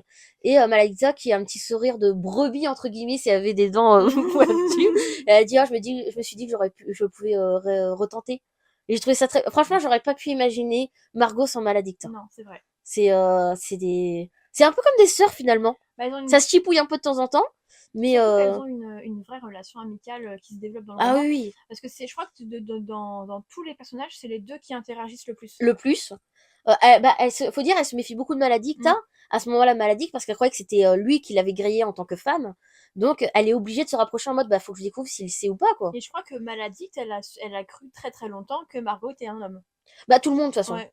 À part Jacques tout le monde, encore une fois, il y a eu ce passage où, on a un doute pour Maledicte, mais Margot, dans leur tête, bah, on sait que c'est un mec, alors que, Mm. bah, parce qu'elle a vraiment travaillé. D'ailleurs, elle s'enorgueillit un petit peu de ça, en mode, moi, j'ai pensé à ça. moi j'ai pensé à un bon prénom, moi j'ai pensé à marcher, moi j'ai pensé aux choses, enfin chaussettes non, mais elle a vraiment, elle dit elle-même, pendant un moment je sais plus ce qui se passe, mais elle dit c'est là que je me dis que moi j'ai pensé à ça quoi. Mm. Et il y en a d'autres, elles ont pas eu trop le choix parce que pendant un moment ça parle de chansons paillardes et il y a un moment très drôle où il se passe quelque chose de super important et il y a un silence absolu et là il y en a une qui a dit mais je comprends pas pourquoi elle a pas pu remettre ses jarretières elle-même. Tu sais, il y en a une innocente comme ça, les autres en mode non mais laisse tomber. Oh, t'es mignonne. Je me demande si c'est pas chouf. J'ai un doute. Mais il y a vraiment le moment où Margot, elle, dans une auberge, évidemment, les chansons un peu paillardes, elle les connaît. Elle les a pas toutes comprises très tôt, mais elle a fini par les comprendre. Donc, et d'ailleurs, ça l'a aidé beaucoup pour son rôle d'homme. Oui. Parce que des fois, ça faisait sous-entendu et elle était en mode ah bah oui, je connais ça. Et c'était pas un forcé. Non, C'était bah en mode bah je connais vraiment. Bah oui, Ça fait tellement longtemps, vous savez que. Et on l'a pas dit, mais il y a aussi un passage où elles sont obligées de rentrer dans un bordel. Oui. Et c'est à mourir de rire. c'est incroyable. C'est presque aussi drôle que quand Blue se fait passer pour une femme. Mais c'est vraiment Jack Room qui le joue super bien en mode il se met de l'alcool partout pour faire croire qu'il a trop bu. Même pendant un moment il récupère son argent. Vous lui avez volé? Il dit bah c'est mon argent de base. Elle a laissé un petit peu de m'entourlouper quand même la vieille. Et on sent la panique de Margot parce qu'elle est pas à l'aise Margot. Non, non. C'est la deuxième fois où elle se retrouve confrontée à la drague entre guillemets d'une femme. La première fois, c'était Oui. l'auberge, entre guillemets, À toute pourrie. l'auberge abandonnée, L'autre, là. ah, dis donc, on pourrait faire un truc tous les deux, je finis à telle heure, et elle est en mode, laissez-moi tranquille. Je pense que, autant son côté homme que femme, elle est en mode, non, ça c'est pas pour moi, Mais laissez-moi. tu vois, je pense que c'est aussi une manière de montrer que entre guillemets, le harcèlement, enfin, le fait de forcer, c'est d'un côté comme de l'autre. Oui, ça Tu peut vois, venir des c'est-à-dire deux que côtés. Margot, elle s'est fait plus ou moins faire du gringue assez lourdement Malheureusement, par l'aubergiste, enfin par la femme oui. dans l'auberge, qui vraiment, elle a été lourde. Hein. Ah, mais, pendant un moment, je crois qu'elle a mis elle a voulu ou elle a mis sa main au paquet en mode, et Marco était en mode, mais what the fuck, Elle quoi. était ultra lourde. Et après, elle s'est retrouvée confrontée aux Sloben qui voulait lui aussi lui faire des trucs parce Oui, qu'elle en était mode, en oh, t'es une femme. jolie femme, Alors, d'un coup, elle se fait draguer par une femme parce qu'elle est en homme. et elle se fait draguer par un Et homme la parce qu'elle est en seconde, femme. voilà, parce qu'elle est en femme.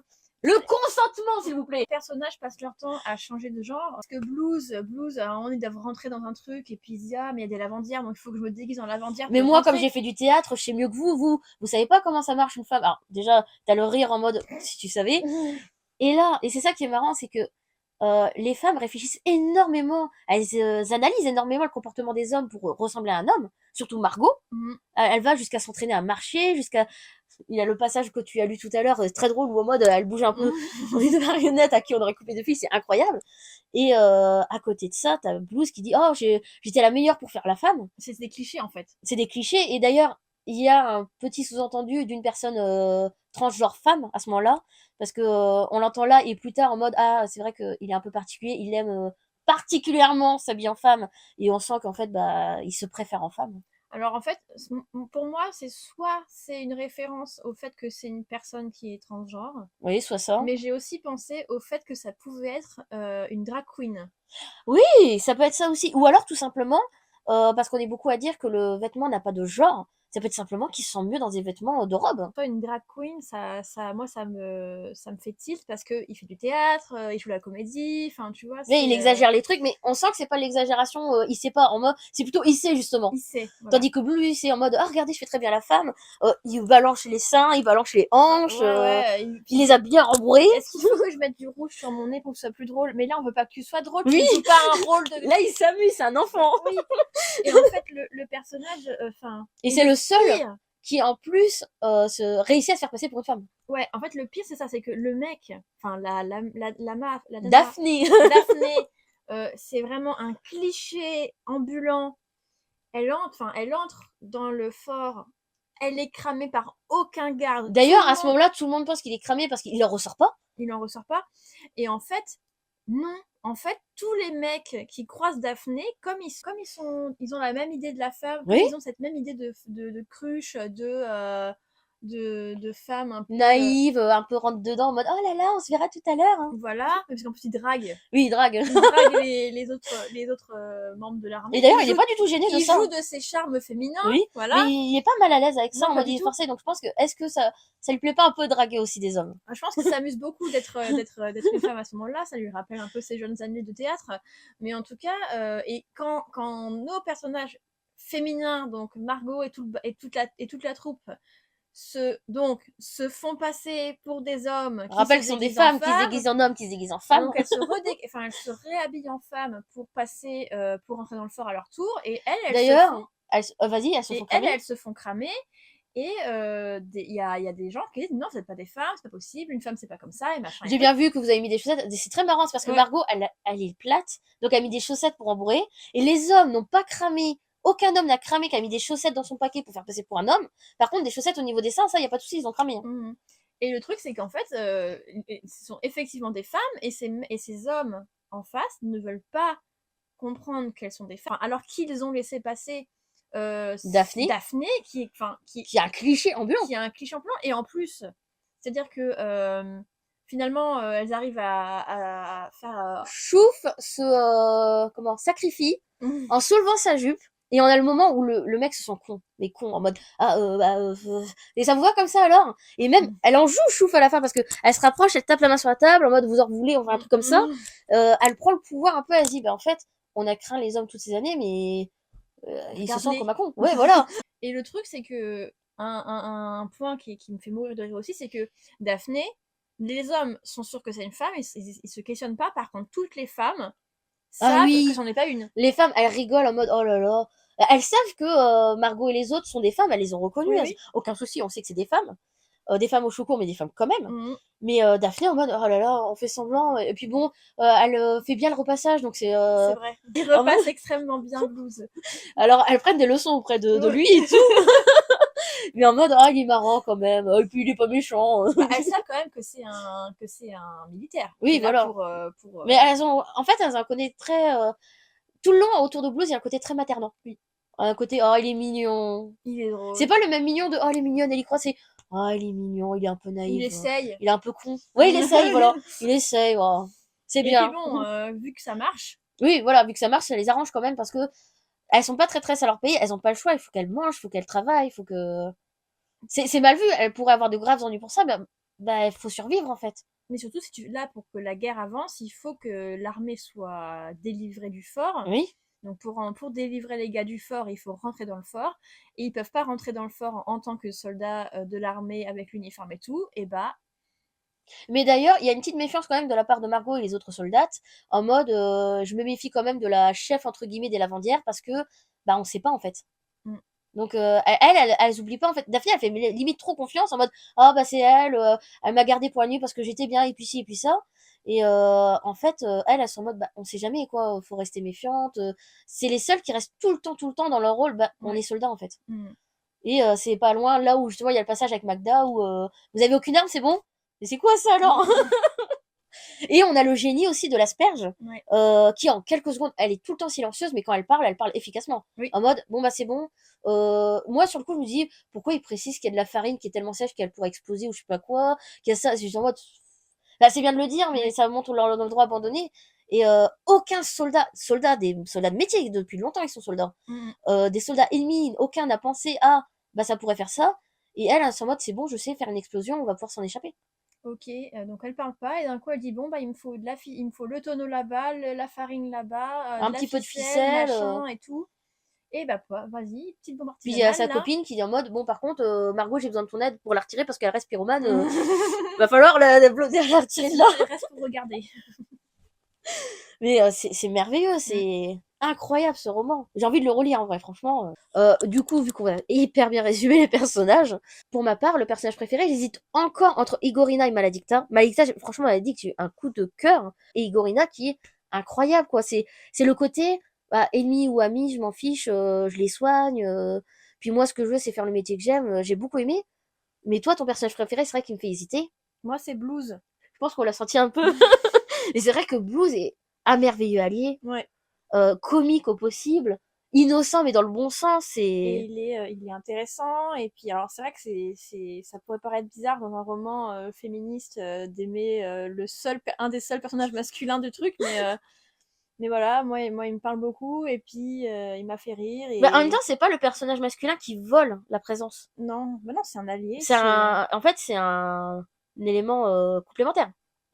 Voilà, c'est pas en mode, voilà, encore une fois, c'est pas, c'est pour ça pour moi, c'est pas ironique ou autre d'aimer le seul personnage masculin parce que c'est un personnage masculin très bien construit, Oui. qui ne vole rien, qui vole pas la vedette. Et en fait, Il a ses défauts aussi. mm, ce que j'ai envie de souligner aussi, c'est que je pense que Pratchett n'a pas voulu faire le syndrome de Trinity, tu sais, c'est-à-dire que Oui, les femmes sont le fortes, sauveur. mais les femmes sont fortes et tout, mais il faut quand même qu'elles soient sauvées par un homme. C'est-à-dire qu'à aucun moment, enfin si, elles sont un peu sauvées par Blues Oui, mais tout comme à elle certains le moments, sauve mais elles le sauvent aussi. aussi. Mais comme Jack Room aurait pu être un homme, franchement, Bah, Jacob est un homme entre non guillemets. mais Enfin, si jamais Pratchett avait décidé d'en ah, que faire c'était pas un un homme trans. transgenre, mais que c'était vraiment un D'accord. homme, on se serait retrouvé aussi avec un personnage, un sauveur, tu vois. Oui. Et du coup, je pense que ça gagne en fait, Bah, en même temps, alors, c'est pas le même sauvetage, mais Margot le sauve aussi en quelque bien sorte. sûr. Puisque lui, son seul rêve, c'est de voir le membre de sa famille qui lui manque, c'est-à-dire le fils qu'il a eu de la seule personne qu'il a jamais aimé. Mm, Et elle lui trouve la solution. oui. Jacques Room, je pense que s'il restait à se battre, c'est déjà par patriotisme. Et aussi parce que, bah, hormis la guerre, il avait quoi? Il avait son fils, mais il pouvait pas le voir jusque-là. Mais non, mais je pense que Pratchett a vraiment voulu écrire un roman qui met en scène des femmes Mhm. qui se sauvent elles-mêmes en fait. Oui, elle se sauve elle-même. Et qui avancent par elles-mêmes et qui pensent par elles-mêmes Bah, et on a qui. ça avec particulièrement Chouf qui prend la décision. C'est personne qui lui dit. Même Margot, elle le pense, mais jamais elle lui dit, meuf, tu t'es fait avoir. Mm, Dès le départ, quand elle entend ça, elle essaie de lui dire, ah bah peut-être que il s'est fait enrôler à ce moment-là. Elle essaie d'aller dans ce sens pour lui dire, bah, elle veut pas lui dire, t'as été con. mm, C'est en mode, ah, peut-être que. Et non, c'est Chouf elle-même avec l'évolution qui se dit, j'ai pas besoin de lui et j'ai pas envie de lui. mm. Je pense, en plus, il y a le côté misérable. Elle le voit sous son vrai jour en mode, bah, c'est juste un coq en chaleur qui Ouais. m'a eu. Mm. Et non, elle est pas malheureuse d'être enceinte puisqu'elle est très heureuse avec son enfant, mais elle a pas besoin de lui. Non. Tout comme, entre guillemets, elle n'a pas besoin de Paul, mais elle accepte Paul avec plaisir puisque lui-même le fait avec plaisir pour son enfant. Je pense même que d'ailleurs, Paul, c'est peut-être pas tant un père qu'un frère. Un frère, ouais. Parce que Paul, il a le côté très innocent aussi, qui fait que Mm. lui, il le voit, je pense, comme le petit frère qu'il aurait toujours voulu. Je Il a une pense, petite ouais. sœur, mais il aurait un petit frère pour faire des bêtises, pour jouer, pour. Surtout que sa sœur, elle a pas eu le temps de grandir comme lui Bah dans non, puisqu'elle l'innocence, s'occupait de lui tout le temps, puisqu'elle donc. devait tout faire, s'occuper de lui, de l'auberge, de ci, de ça. Même sa mère lui a dit, elle dit, écoute, même si t'en hérites pas, bah faut que t'apprennes tout ça, quoi. Mm. Margot n'a pas eu le temps de grandir, et lui, il n'a pas eu le temps de profiter d'une petite sœur pour faire des bêtises, pour jouer, donc ouais, je pense que c'est plus frère que père Mm, finalement. mm, mm. Et du coup, on a un peu digressé, mais c'était important, je On a pense. beaucoup parlé du livre. C'est très important en fait. On ne peut pas, ce genre de livre, on ne peut pas ne pas digresser. Surtout quand on rentre dans le spoiler. Mais il y a des livres, on peut ne pas digresser. Franchement, je veux te dire, Miss Peregrine, ça reste très linéaire.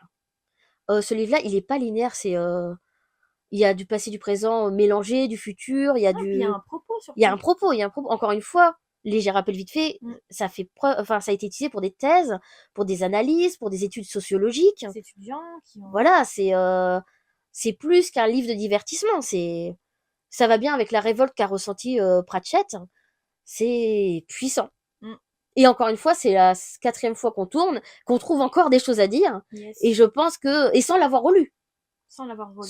en faisant deux trois recherches parce qu'il fallait que je me rappelle, comme on les appelle qu'une seule fois par leur prénom masculin et une ou deux fois par leur prénom féminin, il fallait se rappeler de ça. Mais sans l'avoir relu, on a trouvé tout ça à dire.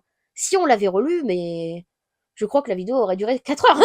Mais sur ce, alors je vous remercie de nous avoir suivis pour cette première partie, qui portait donc encore une fois sur le régiment monstrueux.